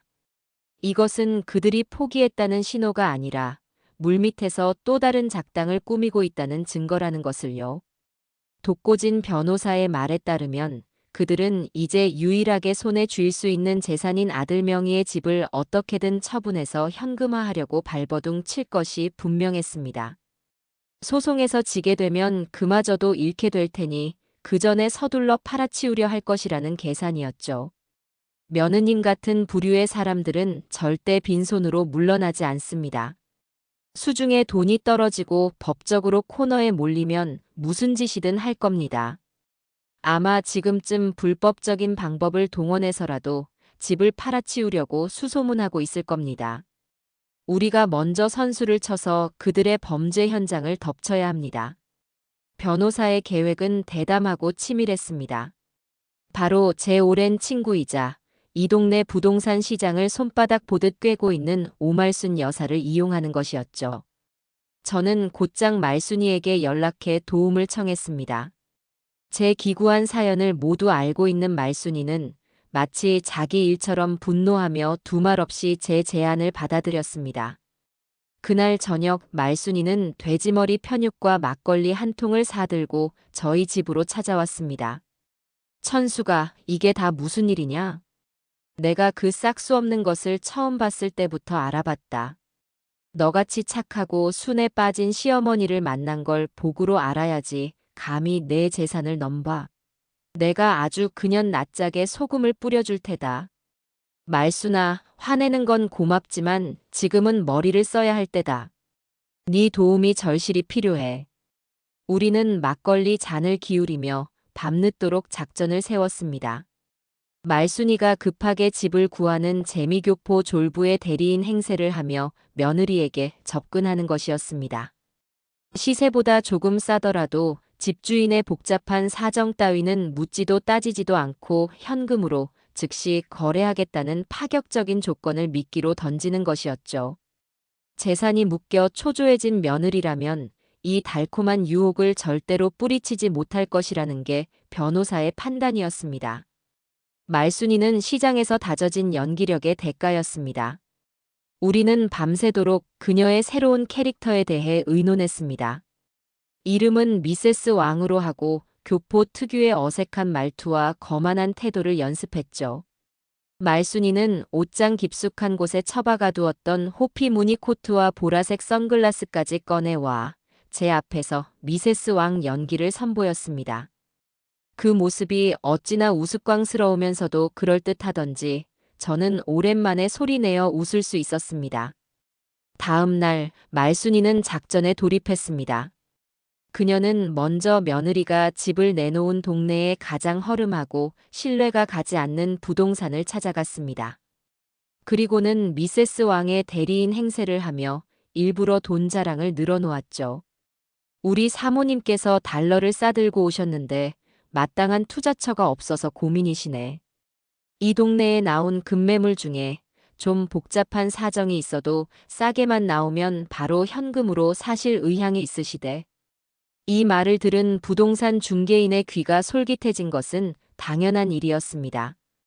그는 수수료 대박의 기회를 놓칠세라 당장 며느리에게 연락해 엄청난 부자가 나타났다고 바람을 넣었습니다. 모든 것이 계획대로 착착 진행되고 있었습니다. 며칠 후 말순이가 상기된 얼굴로 제게 전화를 걸어왔습니다. 천수가 그년이 미끼를 덥석 물었다. 내가 교포 대리인인 척 아주 거만하게 굴면서 연락했더니 당장 만나자고 난리도 아니야. 목소리에 욕심이 아주 덕지덕지 묻어있더구나. 그래. 그래서 약속은 잡았지. 내일 오후 2시 우리 가게 옆 찻집에서 보기로 했다. 내가 일부러 좀 허름한 데로 잡았어. 그래야 우리 미세스 왕 사모님의 재력이 더 돋보일 테니까. 변호사님께는 이미 말씀드렸으니 사람을 보내서 녹음 장치 같은 걸 설치해 주실 게다. 너는 그냥 집에서 편안하게 기다리고만 있어. 내가 아주 그년 속을 다 뒤집어 놓고 올 테니. 다음 날 저는 약속 시간이 다가오자 초조한 마음으로 집안을 서성였습니다. 모든 것이 이 한 번의 만남에 달려 있었습니다. 만약 며느리가 의심하고 다른 마음을 품기라도 한다면 모든 계획이 수포로 돌아갈 수도 있었으니까요. 저는 거실에 앉아 변호사가 미리 연결해준 소형 수신기를 통해 찻집의 상황을 실시간으로 듣고 있었습니다. 약속 시간이 되자 찻집 문이 열리는 소리와 함께 며느리와 아들의 목소리가 들려왔습니다. 제 심장이 쿵쾅거리기 시작했어요. 이윽고 말순이의 목소리, 아니, 미세스 왕의 대리인 목소리가 들려왔습니다. 두 분이시네. 진 명의는 남편분 앞으로 되어 있다면서요. 그런데 왜 부인께서 이렇게 나서시는지 모르겠네. 우리 사모님은 좀 복잡한 걸 싫어하셔서. 말순이의 도도한 선제 공격에 며느리가 당황한 듯 아양을 떠는 목소리로 대답했습니다. 아이고 대리인님. 저희 남편이 좀 숫기가 없어서요. 집안의 모든 대소사는 제가 다 알아서 처리하거든요. 걱정 마세요. 말순이는 계속해서 며느리를 떠보았습니다. 마치 취조하는 형사처럼 예리하고 집요하게요. 그런데 제가 듣기로는 이 집 원래 시어머님 소유였다면서요? 지금 시어머님은 어디 계시고 이 집을 파는 것에 동의는 하셨나요? 나중에라도 문제가 생기면 곤란합니다. 저희는 현금으로 바로 거래하는 대신 깨끗한 물건을 원해서요. 그러자 며느리는 기다렸다는 듯이 주변을 한번 살피고는 아주 은밀한 목소리로 거짓말을 늘어놓기 시작했습니다. 수신기 너머로 들려오는 그 목소리가 너무나도 생생해서 저는 소름이 돋을 지경이었습니다. 대리인님, 솔직히 말씀드릴게요. 저희 어머님은 지금 편찮으셔서 지방에 있는 좋은 요양원에 내려가 계세요. 치매가 좀 있으셔서 거동이 불편하시기도 하고 사람도 잘 못 알아보세요. 그래서 집 문제는 전적으로 저희한테 다 맡기셨어요. 위임장 같은 서류는 걱정 마세요. 제가 다 알아서 준비할 수 있으니까요. 기가 막힐 노릇이었습니다. 저를 정신병자로 몰아 요양원에 버리려던 것도 모자라 이제는 아예 없는 치매까지 만들어내고 있었습니다. 말순이는 여기서 멈추지 않고 쐐기를 박았습니다. 그래도 명예 이전하려면 어머님 인감증명서가 필요할 텐데요. 그건 어떻게 하시고요?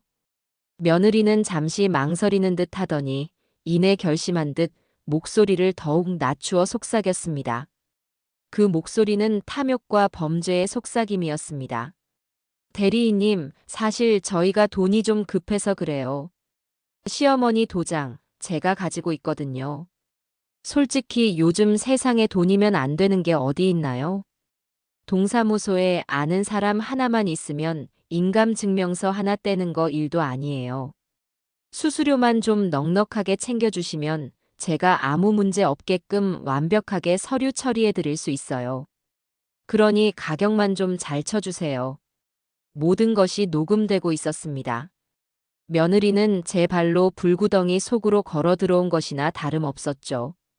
심지어 옆에 있던 아들놈은 며느리의 이런 대담한 범죄 모의에도 한마디 거들기는커녕 꿀먹은 벙어리처럼 앉아만 있었습니다. 제가 수신기 너머로 동호야 하고 외치고 싶은 것을 간신히 참았습니다. 그의 침묵은 암묵적인 동의이자 명백한 공범의 증거였습니다.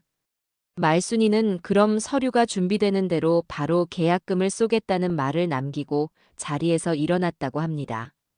며느리는 거의 다 잡은 월척을 놓칠세라 말순이의 손을 붙잡고 연신 고맙다고 인사를 해댔다고 해요.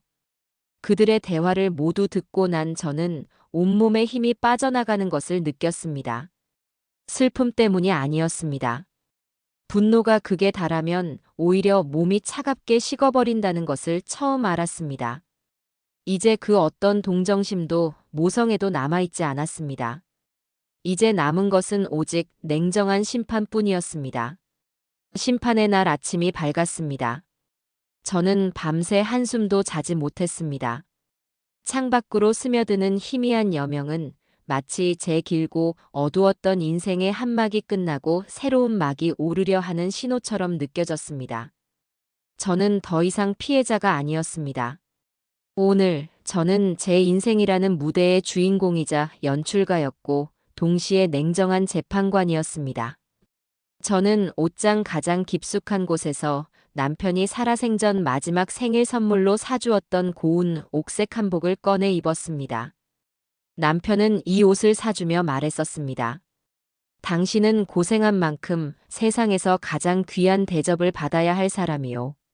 오늘 저는 제 손으로 스스로를 가장 귀한 사람으로 만들 것이었습니다. 약속 장소인 법무사 사무실에 도착하니 독고진 변호사와 말순이가 저를 기다리고 있었습니다. 사무실 안은 평범해 보였지만 곳곳에 보이지 않는 긴장감이 감돌고 있었어요. 제가 들어갈 상담실로 위장된 방 안에는 모니터가 설치되어 있었고 그 모니터를 통해 계약이 이루어질 사무실 내부를 훤히 들여다볼 수 있었습니다.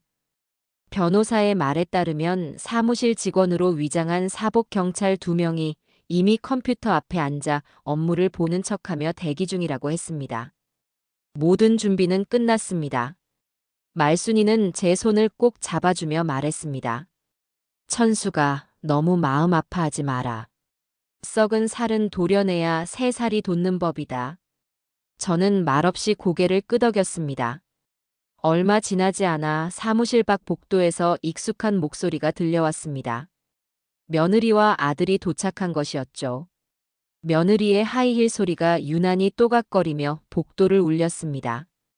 그 소리에는 곧 손에 들어올 거액의 돈에 대한 탐욕스러운 흥분이 실려 있었습니다. 저는 모니터 화면에서 눈을 떼지 않았습니다.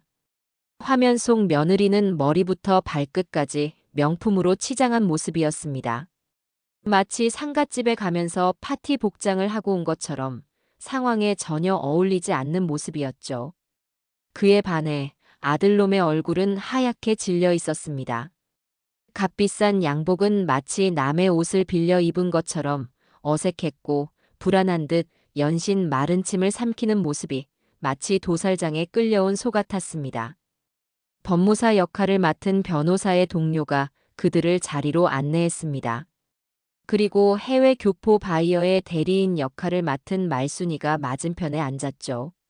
말순이는 어제 연습한 대로 거만한 표정으로 다리를 꼬고 앉아 그들을 훑어보았습니다. 간단한 인사가 오가고 곧바로 계약 절차가 진행되었습니다. 며느리는 조금의 망설임도 없이 악어 가죽 가방에서 위조된 서류 뭉치를 꺼내 책상 위에 자신만만하게 올려놓았습니다. 제 인감도장이 선명하게 찍힌 위임장과 돈으로 발급받았을 것이 틀림없는 인감증명서였습니다.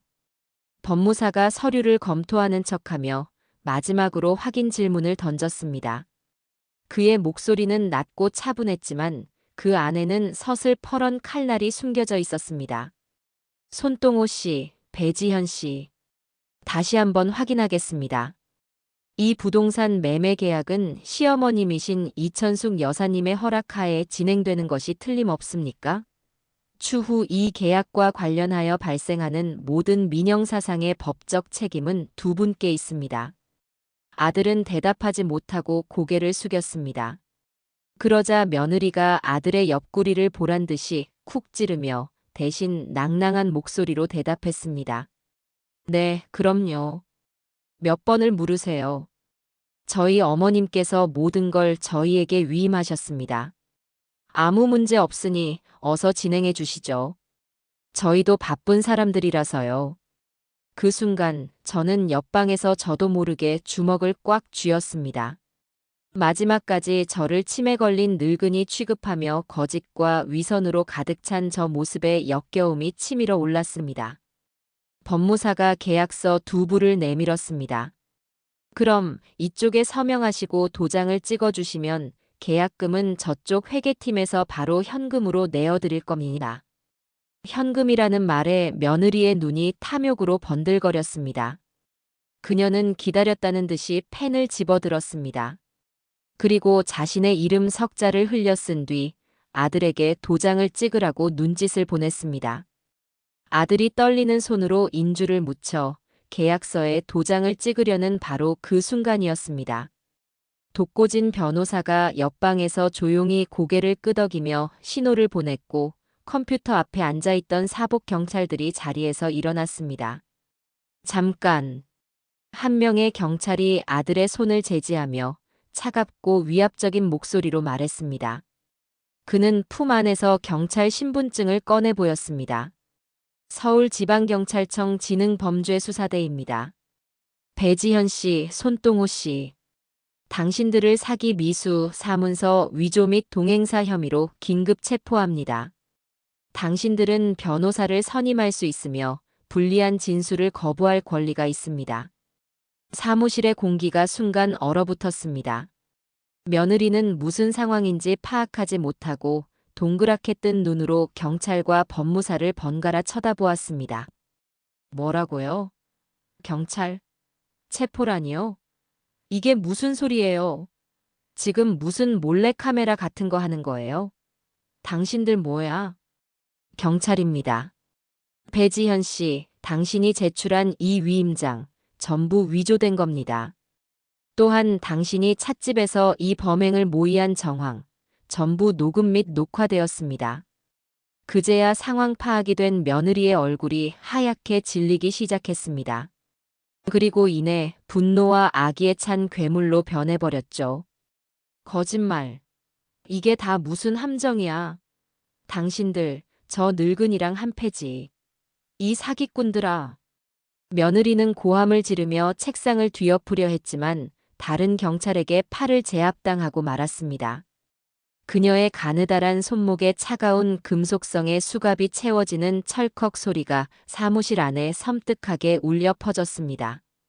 아들놈은 그 자리에 그대로 주저앉아 아이처럼 엉엉 울기 시작했습니다. 모든 것이 끝났다는 절망감이 그의 온몸을 짓누르는 듯 했습니다. 바로 그때 옆방의 문이 스르륵 열렸습니다. 제가 고운 한복 차림으로 그들 앞에 모습을 드러냈습니다. 휴게소에서 헤어진 이후 처음으로 마주하는 순간이었습니다. 저는 더 이상 그들의 기억 속에 있는 초라하고 힘없는 늙은이가 아니었습니다. 제 인생의 재판관으로서 그들의 죄를 심판하기 위해 그 자리에 서 있었습니다. 저를 발견한 아들은 거의 기어가다시피 제게 다가와 바짓가랑이를 붙잡고 애원했습니다. 그의 울음소리는 처절했지만 제 마음을 움직이지는 못했습니다. 어머니, 어머니, 제가 잘못했어요. 제가 정말 죽을 죄를 지었습니다. 저 여자가 시키는 대로 한 것뿐이에요. 제발, 제발 한 번만 용서해 주세요. 네, 어머니. 저는 아무 말 없이 제게 매달리는 아들의 얼굴을 차갑게 내려다보았습니다. 그 순간 수갑을 찬 채 끌려가던 며느리가 저를 발견하고는 악귀처럼 소리쳤습니다. 이천숙, 너였어. 이 모든 게 네가 꾸민 짓이었어. 이 늙은 여우 같은 할망구. 내가 감옥에 가더라도 너는 내가 가만 안 둬. 내가 나가서 다 뒤집어 엎어버릴 거야. 경찰들이 며느리의 입을 막으며 사무실 밖으로 끌고 나갔습니다. 저는 마지막까지 제게 저주를 퍼붓는 며느리에게서 시선을 돌려 여전히 제 발치에서 울고 있는 아들에게 나지막이 말했습니다. 일어나거라. 네 죄는 나에게 용서를 빌 일이 아니다. 법의 심판을 받고 평생을 속죄하며 살아라. 그리고 남 탓하지 마라. 네 인생을 망친 것은 저 계집이 아니라 너 자신의 나약함이다. 어머니. 그리고 똑똑히 들어라.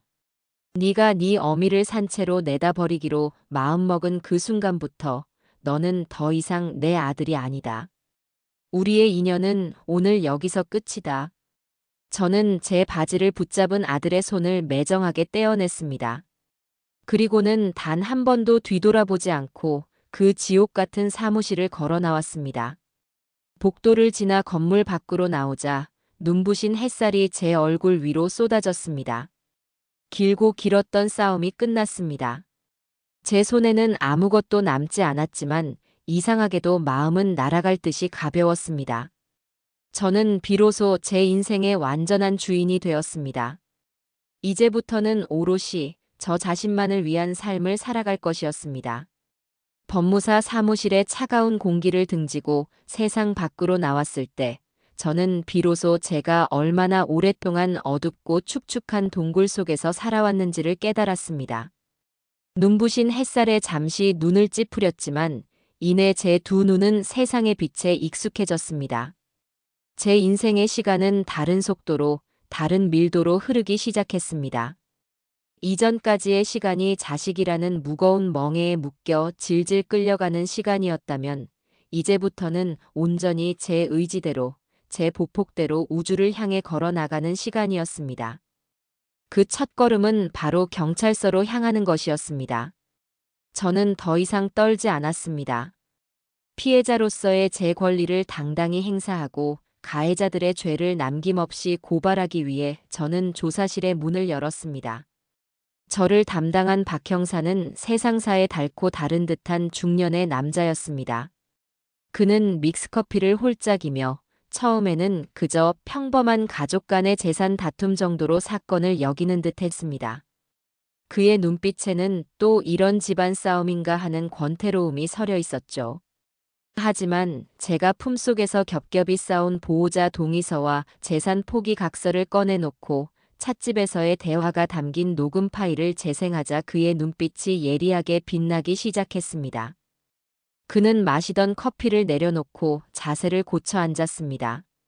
제가 겪었던 모든 일들을 마치 어제 일처럼 생생하게, 하지만 감정을 최대한 배제한 채 덤덤하게 진술해 나가자 그의 표정은 점차 경악과 분노로 물들어갔습니다. 제 진술이 모두 끝났을 때 그는 한숨을 길게 내쉬며 달아빠진 서류 뭉치 위로 제 손을 따뜻하게 잡아주었습니다. 어머님, 정말 고생 많으셨습니다. 제가 이 경찰 생활 20년 동안 별의별 인간 말종들 다 봤지만 어머님 아드님과 며느님 같은 악질은 또 처음입니다. 어떻게 사람의 탈을 쓰고 부모에게 그런 짓을 할 수 있는지. 걱정 마십시오. 저희가 가진 모든 증거와 어머님의 진술을 토대로 그들이 저지른 죄에 대해 단 1g의 오차도 없이 정확하게 죗값을 치르게 만들겠습니다. 경찰 조사는 제가 생각했던 것보다 훨씬 더 체계적이고 집요하게 마치 거대한 그물로 물고기떼를 몰아가듯 진행되었습니다. 형사들은 먼저 저를 버리려 했던 그 지옥 같은 효심 요양원을 급습했습니다. 원장이라는 작자는 대포폰을 쓰고 꼬리를 감추려 했지만 경찰의 끈질긴 추적 끝에 결국 덜미를 잡혔습니다. 그는 처음에는 뻔뻔하게 발뺌을 하려 했지만 경찰이 압수수색을 통해 그의 사무실에서 발견한 비밀 장부를 눈앞에 들이밀자 하얗게 질린 채 모든 것을 자백하기 시작했습니다. 그 장부에는 죽거나 실종된 무연고 노인들의 이름을 도용해 수년간 정부 보조금을 불법으로 타낸 정황과 며느리 배지현에게서 받은 돈의 액수, 그리고 앞으로 제 재산을 처분하면 받기로 한 성공 보수의 액수까지 아주 상세하게 기록되어 있었습니다. 심지어 며느리가 저를 그곳에 버리고 간 직후 원장에게 전화를 걸어 이제 우리 시어머니는 이 세상에 없는 사람이에요. 원장님이 알아서 잘 처리해 주세요. 라고 말했던 통화 녹취록까지 확보되었습니다. 그들의 범죄를 입증할 증거는 산처럼 쌓여가고 있었습니다. 또한 경찰은 며느리 배지현의 과거 행적을 샅샅이 파헤쳤습니다. 그녀의 통장 거래 내역과 카드 사용 내역은 그야말로 탐욕의 백과사전이었습니다. 매달 수천만 원에 달하는 돈을 명품 쇼핑과 해외여행, 최고급 호텔 스파와 피부과 시술 등으로 탕진하고 있었습니다. 제 아들놈의 월급으로는 도저히 감당할 수 없는 수준이었죠. 결국 그녀는 여러 개의 카드로 돌려막기를 하다가 그것이 막히자 저축은행과 대부업체, 심지어는 사람의 피를 빨아먹는 악독한 사채업자에게까지 손을 벌린 상태였습니다. 제 재산을 그토록 탐냈던 이유가 결국 그녀의 끝없는 허영심과 밑빠진 독 같은 탐욕을 채우기 위함이었다는 사실이 만천하에 드러난 순간이었습니다. 한편 구치소에 각각 수감된 아들과 며느리의 상황은 극명하게 엇갈렸습니다. 독고진 변호사가 전해준 소식에 따르면 며느리는 구치소 안에서도 조금도 위축되지 않고 오히려 더 기세등등하게 날뛰고 있다고 했습니다. 그녀는 거액의 수임료를 주고 전관예우 변호사를 선임하여 끝까지 자신의 무죄를 주장하고 있었습니다. 자신의 모든 범죄는 시어머니의 비정상적인 집착과 아들의 무능함 때문에 벌어진 어쩔 수 없는 일이었다며 책임을 전가하고, 심지어는 제가 그들을 함정에 빠뜨리기 위해 이 모든 것을 꾸몄다며 저를 무고죄로 역고소하겠다는 협박까지 하고 있다는 것이었습니다. 하지만 아들놈은 아내라는 거대한 방패막이 사라지자 한순간에 무너져 내렸다고 합니다. 그는 구치소 독방에서 매일 밤 악몽에 시달리며 자신의 죄를 뒤늦게 깨닫고 후회의 눈물을 흘리고 있다고 했습니다. 그는 변호사도 거부한 채 검찰 조사에서 모든 범행을 순순히 자백했습니다. 며느리가 처음 요양원 이야기를 꺼냈을 때부터 어머니의 재산을 가로채려 했던 모든 계획을 알고 있었지만 아내에게 밉보일 것이 두려워, 그리고 어머니의 재산에 대한 은밀한 욕심 때문에 그 모든 것을 묵인하고 동조했다는 것이었습니다. 그는 담당 검사 앞에서 어린아이처럼 울며 제가 죽일 놈입니다. 제 어미를 버리려 한 천하의 불효자식을 법이 내릴 수 있는 가장 무거운 벌로 다스려 주십시오. 라고 말했다고 합니다. 그 소식을 전해 들으며 저는 가슴 한쪽이 저며오는 것을 느꼈지만 눈물을 흘리지는 않았습니다. 그를 향한 마지막 남은 연민의 찌꺼기마저 제 마음속에서 차갑게 말라붙어 버렸기 때문입니다. 몇 달 뒤 마침내 재판이 열렸습니다. 저는 법정의 증인으로 출석해야만 했습니다. 법정으로 들어서는 복도에서 저는 수의를 입은 채 포승줄에 묶여 들어오는 아들과 며느리의 모습을 보았습니다. 몇 달 사이에 며느리는 화려했던 모습을 모두 잃고 도끼만 남은 초췌한 몰골로 변해 있었습니다. 그녀는 저를 발견하자 잡아먹을 듯이 노려보았습니다. 아들은 살이 쏙 빠져 해골 같은 모습으로 차마 저와 눈을 마주치지 못하고 고개를 떨구었습니다. 재판은 일사천리로 진행되었습니다. 검사는 마치 잘 짜인 연극의 대본을 읽듯 그들의 죄목을 하나하나 읊어내려갔습니다. 위조된 서류, 녹음된 파일, 요양원 원장의 증언, 며느리의 채무 관계, 그리고 제가 제출한 모든 증거들.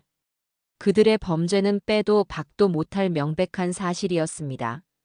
며느리의 변호사는 어떻게든 형량을 줄여보려고 그녀가 깊은 우울증을 앓고 있었으며 시어머니의 오랜 구박과 남편의 무관심 속에서 심신미약 상태에 빠져 저지른 우발적인 범행이라고 주장했습니다. 참으로 기가 막힌 궤변의 방청석에서는 실소가 터져 나왔습니다. 마침내 제가 증인석에 설 차례가 되었습니다. 저는 떨리는 다리를 애써 진정시키며 판사 앞에 섰습니다. 검사의 질문에 따라 저는 그날의 일들을 차분하게 증언해 나갔습니다. 효도 여행이라는 이름 아래 자행되었던 기만과 배신, 그리고 제가 겪어야 했던 공포와 절망을 말입니다.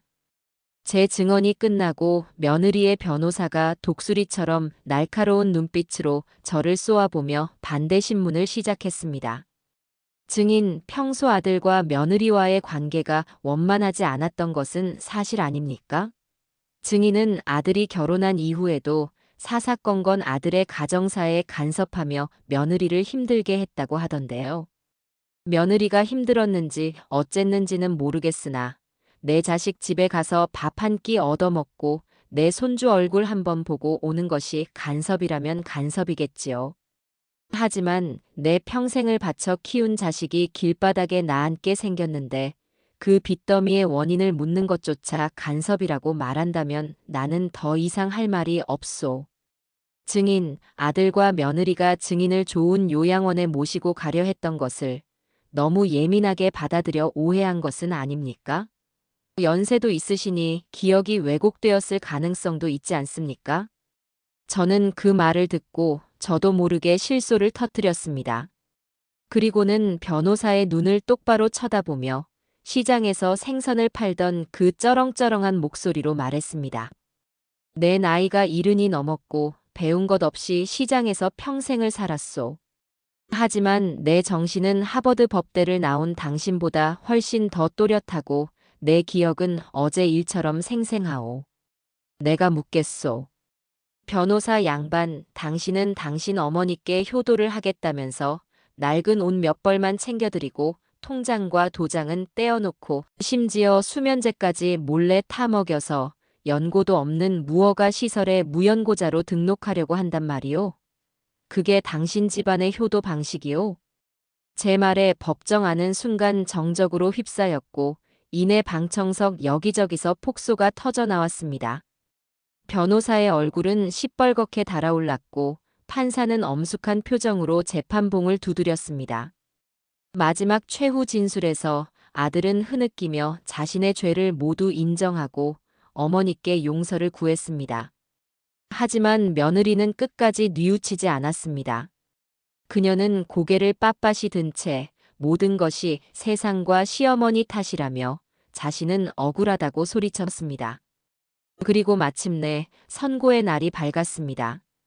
판사는 판결문을 읽어 내려가기 전 아주 이례적으로 두 피고인에게 깊은 훈계를 했습니다. 피고인 배지현, 손동호. 부모는 자식이 기댈 수 있는 마지막 언덕이자 세상의 모든 풍파를 막아주는 방패와 같은 존재이다. 당신들은 그 언덕을 제 손으로 무너뜨리고 그 방패를 꺾어버리는 천륜을 거스르는 죄를 지었다. 특히 피고인 배지현은 자신의 끝없는 사치와 허영심을 채우기 위해 시어머니를 기만하고 유기하려 했으며 그 범죄의 계획이 매우 치밀하고 죄질이 극히 불량하다. 또한 법정에 서 있는 이 순간까지도 단 한 번의 반성의 기미조차 보이지 않아 장기간 사회로부터 격리하여 엄벌에 처함이 마땅하다. 피고인 손동호 또한 아내의 범행을 맡기는커녕 이에 동조하고 방관함으로써 아들로서의 최소한의 도리마저 저버렸다. 다만 모든 죄를 자백하고 깊이 뉘우치고 있는 점, 그리고 피해자인 어머니 또한 아들의 처벌을 강력하게 원치 않는다는 탄원서를 제출한 점을 참작한다. 판사는 잠시 숨을 고른 뒤 판결을 내렸습니다.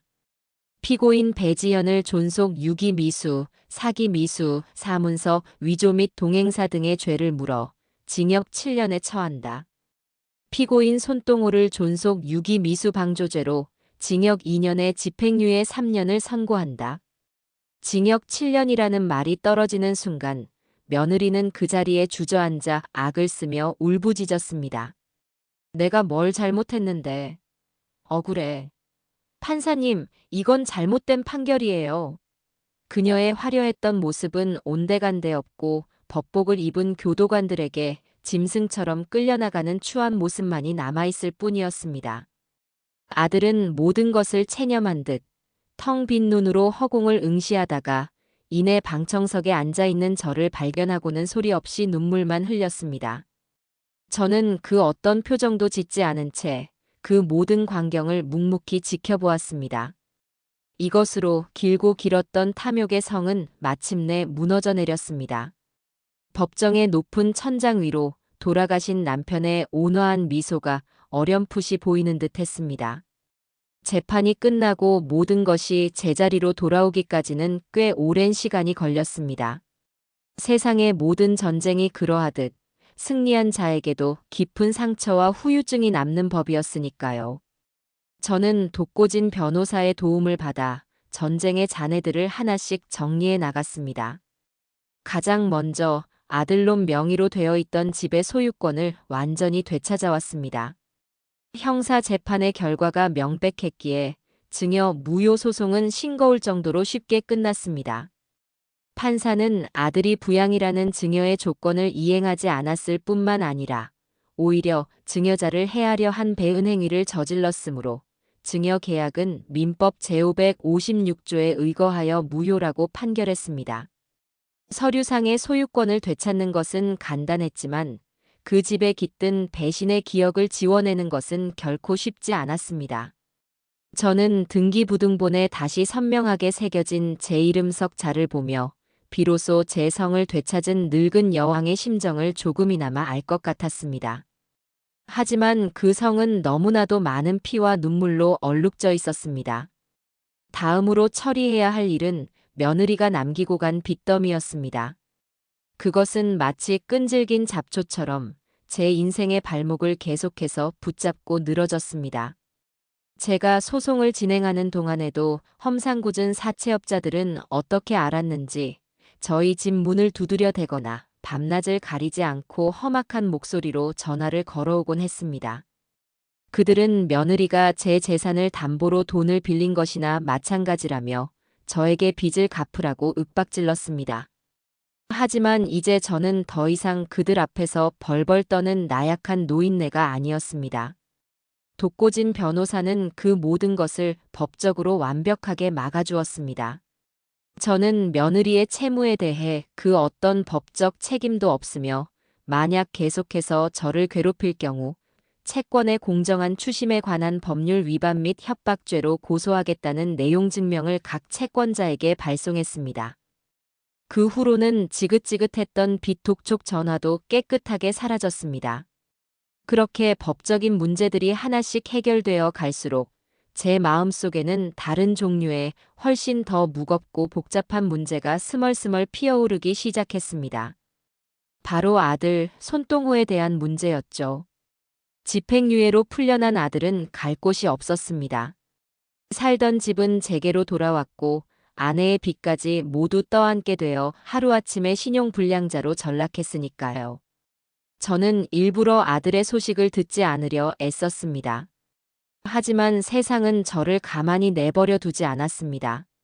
시장에 나갈 때마다 동네 사람들은 제게 아들의 안부를 물어보거나 혹은 동정 어린 시선으로 저를 쳐다보곤 했습니다. 아무리 그래도 하나뿐인 자식인데 어미가 되어서 어떻게 그리 매정할 수 있나 하는 비난 섞인 수군거림이 제 등 뒤에 비수처럼 꽂히기도 했습니다. 그들은 몰랐습니다. 제가 자식을 끊어내기 위해 제 심장을 얼마나 도려내야 했는지를. 그러던 어느 날 제가 시장에서 좌판을 정리하고 있을 때였습니다. 누군가 제 뒤에서 조용히 무거운 생선 상자를 들어 옮겨주었습니다. 저는 무심코 고맙소. 어디서 오신 양반인데 이리 힘을 써주시오. 하고 고개를 돌렸다가 그 자리에 얼어붙고 말았습니다. 허름하고 낡은 작업복 차림에 얼굴이 반쪽이 된 아들이 서 있었습니다. 한때는 제법 훤칠했던 아들의 어깨는 축 처져 있었고 세상의 모든 시름을 다 짊어진 듯한 깊은 주름이 그 젊은 얼굴에 새겨져 있었습니다. 아들은 아무 말 없이 그저 죄인처럼 고개를 숙인 채 제 가게의 굳은 일들을 묵묵히 돕기 시작했습니다. 저는 아들을 없는 사람 취급했습니다. 눈길 한 번 주지 않았고 말 한마디 섞지 않았습니다. 제 마음은 차가운 얼음장 같았지만 등 뒤에서 느껴지는 아들의 기척에 심장은 제멋대로 요동쳤습니다. 시장 상인들은 그런 저희 모자의 모습을 안타깝게 쳐다보았지만 누구 하나 섣불리 나서지 못했습니다. 제 오랜 친구인 말순이만이 보다 못해 아들의 등을 거칠게 떠밀며 소리쳤습니다. 이놈아, 여기가 어디라고 와. 네가 지금 네 어미 얼굴을 볼 낯짝이 있어?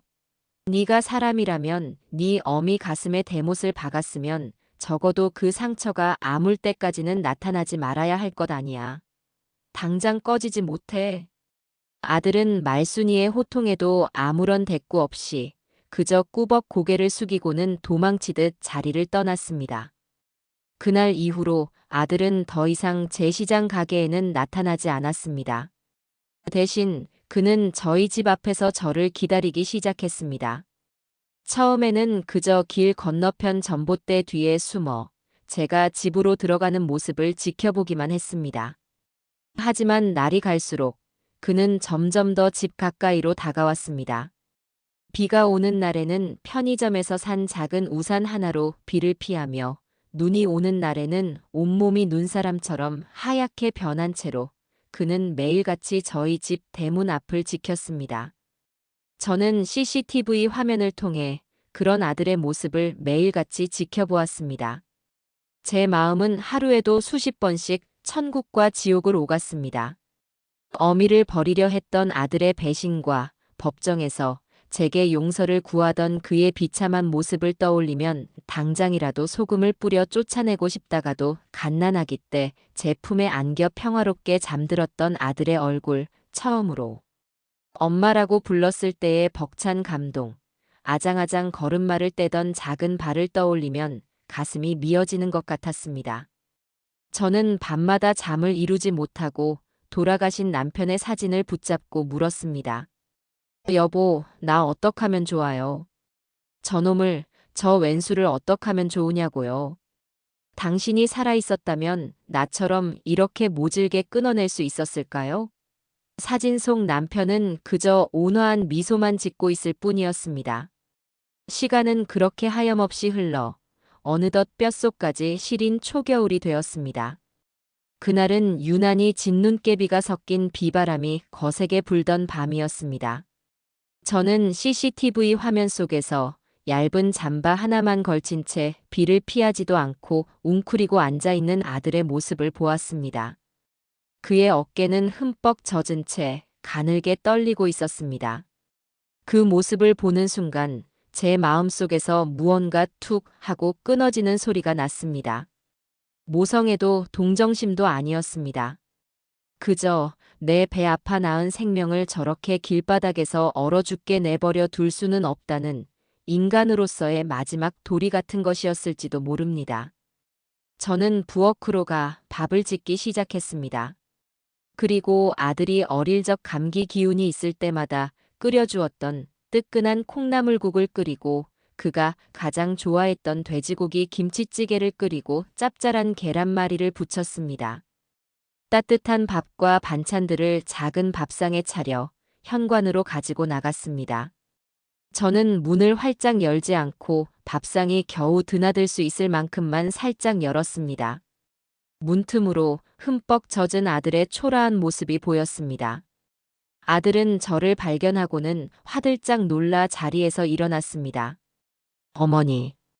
저는 아들의 눈을 쳐다보지 않고 밥상을 문 앞에 내려놓으며 차갑게 말했습니다. 먹어라. 어머니, 제가 잘못했습니다. 정말 잘못했습니다. 제가 평생 속죄하며 살겠습니다. 아들은 밥상 앞에 무릎을 꿇고 빗물인지 눈물인지 모를 액체를 뚝뚝 흘리며 울기 시작했습니다. 저는 그런 아들을 외면하며 마지막 말을 건넸습니다. 그 말은 제 가슴을 도려내는 칼날과도 같았습니다. 이게 네 어미가 너에게 차려주는 마지막 밥상이다. 이 밥 먹고 2번 다시는 내 집 앞에 찾아오지 마라. 어디 가서 막노동이라도 해서 네 죗값 갚고 남에게 손 벌리지 말고 네 힘으로 사람답게 살아. 네가 네 인생 책임지고 똑바로 사는 것. 그것이 네가 나에게 할 수 있는 유일한 속죄다. 알겠냐? 저는 그 말을 끝으로 미련 없이 문을 닫아버렸습니다. 그리고 현관문 앞 차가운 바닥에 주저앉아 소리 없는 눈물을 흘렸습니다. 문 밖에서는 아들이 밥을 먹으며 서럽게 흐느끼는 소리가 들려왔습니다. 한참 뒤 아들이 떠나고 저는 조용히 문을 열어보았습니다. 밥상 위에는 빈 그릇들만이 깨끗하게 놓여 있었습니다. 마치 설거지라도 한 것처럼. 저는 그 빈 그릇들을 치우며 제 아들과의 길고 길었던 인연도 함께 정리했습니다. 그것은 용서가 아니었습니다. 제 인생에서 가장 아프고 소중했던 부분을 제 손으로 직접 도려내는 고통스럽고도 신성한 의식이었습니다. 아들에게 마지막 밥상을 차려준 그날 이후 제 인생에는 놀라운 변화가 찾아왔습니다. 제 어깨를 평생 짓누르던 거대한 바위덩이가 사라진 기분이었습니다. 더 이상 저를 짓누르던 과거의 그림자는 없었습니다. 마음을 얽매고 있던 마지막 족쇄가 풀린 듯 몸도 마음도 날아갈 듯이 가벼워졌습니다. 저는 가장 먼저 제 평생의 역사가 담긴 이 낡은 빌라와 시장의 가게를 처분하기로 결심했습니다. 이곳은 제게 소중한 보금자리이자 삶의 터전이었지만 동시에 아들과 며느리의 추악한 기억이 깃든 상처의 공간이기도 했습니다. 새롭게 살아가기 위해서는 낡고 해진 껍질을 과감하게 벗어던져야만 했습니다. 저는 말순이의 도움을 받아 집과 가게를 시세보다 조금 더 비싼 값에 팔 수 있었습니다. 평생을 악착같이 일해 모은 돈과 부동산을 처분한 목돈이 통장에 찍혔을 때 저는 그제야 제가 꽤 큰 부자라는 사실을 깨달았습니다. 그 돈은 제게 더 이상 자식을 위해 맹목적으로 쌓아두는 재산이 아니었습니다. 오롯이 남은 제 인생의 품위와 자유, 그리고 행복을 위해 쓰여야 할 신성한 자금이었습니다. 저는 이사를 가기로 마음먹었습니다. 하지만 답답한 실버타운이나 외로운 전원주택은 싫었습니다. 저는 제 발로 걷고 제 눈으로 세상을 보고 제 의지대로 사람들과 어울리며 살아가고 싶었습니다. 저는 말순이와 함께 몇 날 며칠을 발품 팔아 도심 한복판에 있는 최신식 아파트를 구했습니다. 통유리 창밖으로는 도시의 야경이 보석처럼 아름답게 펼쳐졌고 아파트 단지 안에는 수영장과 헬스장, 골프 연습장과 도서관, 그리고 다양한 문화 강좌가 열리는 커뮤니티 센터까지 마련되어 있었습니다. 새 집으로 이사한 날, 저는 묵은 짐들을 정리하며 아들과 며느리의 흔적을 모조리 지워버렸습니다. 그들이 사주었던 옷가지들, 함께 찍었던 가족 사진들, 그 모든 것을 쓰레기 봉투에 담아 미련 없이 버렸습니다. 집안이 텅 비자 비로소 제 마음도 텅 빈 것처럼 고요해졌습니다. 저는 그 텅 빈 공간을 이제 저의 취향과 저의 행복, 그리고 저의 꿈으로 채워나갈 것이었습니다. 저는 평생 처음으로 제 돈으로 비싼 소파와 침대를 사고 제 마음에 쏙 드는 그림을 사서 거실에 걸었습니다. 제 인생 2막의 첫 번째 도전은 배움이었습니다. 저는 아파트 커뮤니티 센터에서 하는 컴퓨터 교실에 등록했습니다. 난생 처음 마주하는 컴퓨터는 외계인의 언어처럼 낯설기만 했습니다. 하지만 저는 포기하지 않았습니다. 시장에서 생선 대가리를 수만 번도 더 갈랐던 그 끈기로 매일 밤낮으로 컴퓨터와 씨름했습니다. 손죽벌되는 젊은 강사에게 고개를 숙여 질문하는 것이 처음에는 어색했지만 배움에는 나이가 없다는 것을 깨닫게 되었습니다. 몇 달 뒤 저는 마침내 제 손으로 인터넷 쇼핑을 하고 멀리 사는 친구와 화상통화를 할 수 있게 되었습니다. 심지어는 칠순의 봄날이라는 이름으로 작은 블로그를 시작해 제가 키우는 화초 사진이나 새로 배운 요리법을 올리기도 했습니다. 제 글에 달리는 따뜻한 댓글들을 보며 저는 세상과 소통하는 새로운 창이 열린 것을 느꼈습니다. 컴퓨터를 배운 뒤에는 수영과 요가, 라인 댄스까지 섭렵했습니다. 쭈글쭈글한 제 몸이 물에 뜨고 뻣뻣했던 관절이 유연해지는 것을 느끼며 저는 제 안에 아직 잠재된 무한한 가능성이 남아있음을 발견했습니다. 두 번째 도전은 여행이었습니다. 저는 평생 시장 좌판을 떠나본 적이 없었습니다. 그런 제가 제 오랜 친구인 말순이와 함께 제주도로 첫 여행을 떠났습니다. 비행기가 육중한 몸을 일으켜 하늘로 날아오르는 순간 저는 어린아이처럼 창문에 붙어 환호성을 질렀습니다. 구름 위를 나는 기분은 마치 제 인생의 모든 속박에서 벗어난 듯한 자유 그 자체였습니다. 제주도의 푸른 바다와 시원한 바람은 제 마음속에 남아있던 마지막 응어리마저 깨끗하게 씻어주었습니다. 우리는 가장 좋은 호텔에 묵고 가장 맛있는 흑돼지와 갈치조림을 사 먹으며 평생 고생한 우리 자신에게 아낌없는 상을 주었습니다. 그 후로도 저는 틈만 나면 여행을 떠났습니다. 아름다운 단풍을 보러 내장산에도 가고 고즈넉한 한옥의 정취를 느끼러 경주에도 갔습니다. 심지어는 노래교실에서 만난 친구들과 함께 난생 처음으로 해외여행이라는 것도 떠나보았습니다. 베트남의 쌀국수도 먹어보고 태국의 야시장에서 흥정도 해보며 저는 제가 살던 작은 세상이 전부가 아니었음을 깨달았습니다. 제 낡은 신발에는 흙먼지 대신 대한민국 방방곡곡과 세계 곳곳의 아름다운 추억들이 쌓여갔습니다. 저는 새로운 친구들도 많이 사귀었습니다. 수영장에서 만난 동갑내기 친구, 노래교실에서 만난 동생들, 컴퓨터 교실의 젊은 선생님까지. 우리는 함께 밥을 먹고 영화를 보고 서로의 아픔을 보듬어주며 새로운 형태의 가족이 되어갔습니다. 피를 나누지는 않았지만 마음을 나누는 진정한 동반자들이었죠. 우리는 서로에게 의지하며 늙어가는 것이 두렵지 않은, 오히려 기대되는 나날들을 함께 만들어 나갔습니다. 그러던 어느 눈부신 가을날이었습니다. 저는 친구들과 함께 관광버스를 대절해 설악산으로 단풍 구경을 가던 길이었습니다. 버스가 잠시 휴게소에 멈춰 섰고 저는 친구들과 함께 내려 따뜻한 커피를 한 잔씩 마시며 담소를 나누었습니다. 수많은 사람들이 오가는 활기찬 휴게소의 풍경을 바라보는데 문득 몇 년 전의 그날이 떠올랐습니다. 제 인생을 송두리째 바꾸어 놓았던 바로 그 운명의 휴게소 말입니다. 그때의 저는 세상에서 가장 초라하고 절망적인 늙은이였지만 지금의 저는 세상에서 가장 자유롭고 행복한 사람이 되어 같은 공간에 서 있었습니다.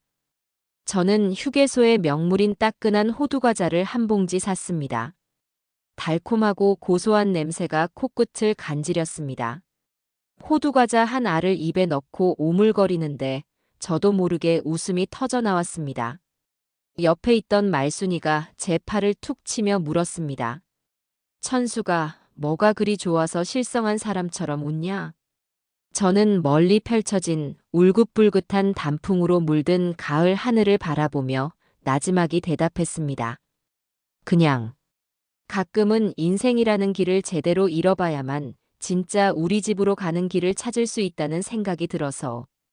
제게 진짜 집은 더 이상 낡은 빌라나 번쩍이는 아파트가 아니었습니다. 바로 제 자신, 온갖 풍파를 겪고도 꺾이지 않고 마침내 제 삶의 온전한 주인이 된 이천숙이라는 이름 석자. 그 이름으로 단단하게 서 있는 지금의 저 자신이 저의 영원한 집이었습니다. 버스가 곧 출발한다는 안내방송이 흘러나왔습니다. 저는 남은 호두과자를 친구들에게 나누어 주고 가벼운 발걸음으로 버스에 올랐습니다. 차창 밖으로 빠르게 스쳐 지나가는 풍경들을 바라보며 저는 제 인생의 다음 여행지는 어디가 될지 행복한 상상에 잠겨들었습니다. 제 인생의 화려한 봄날은 70평생을 돌아 이제야 비로소 막 시작되고 있습니다.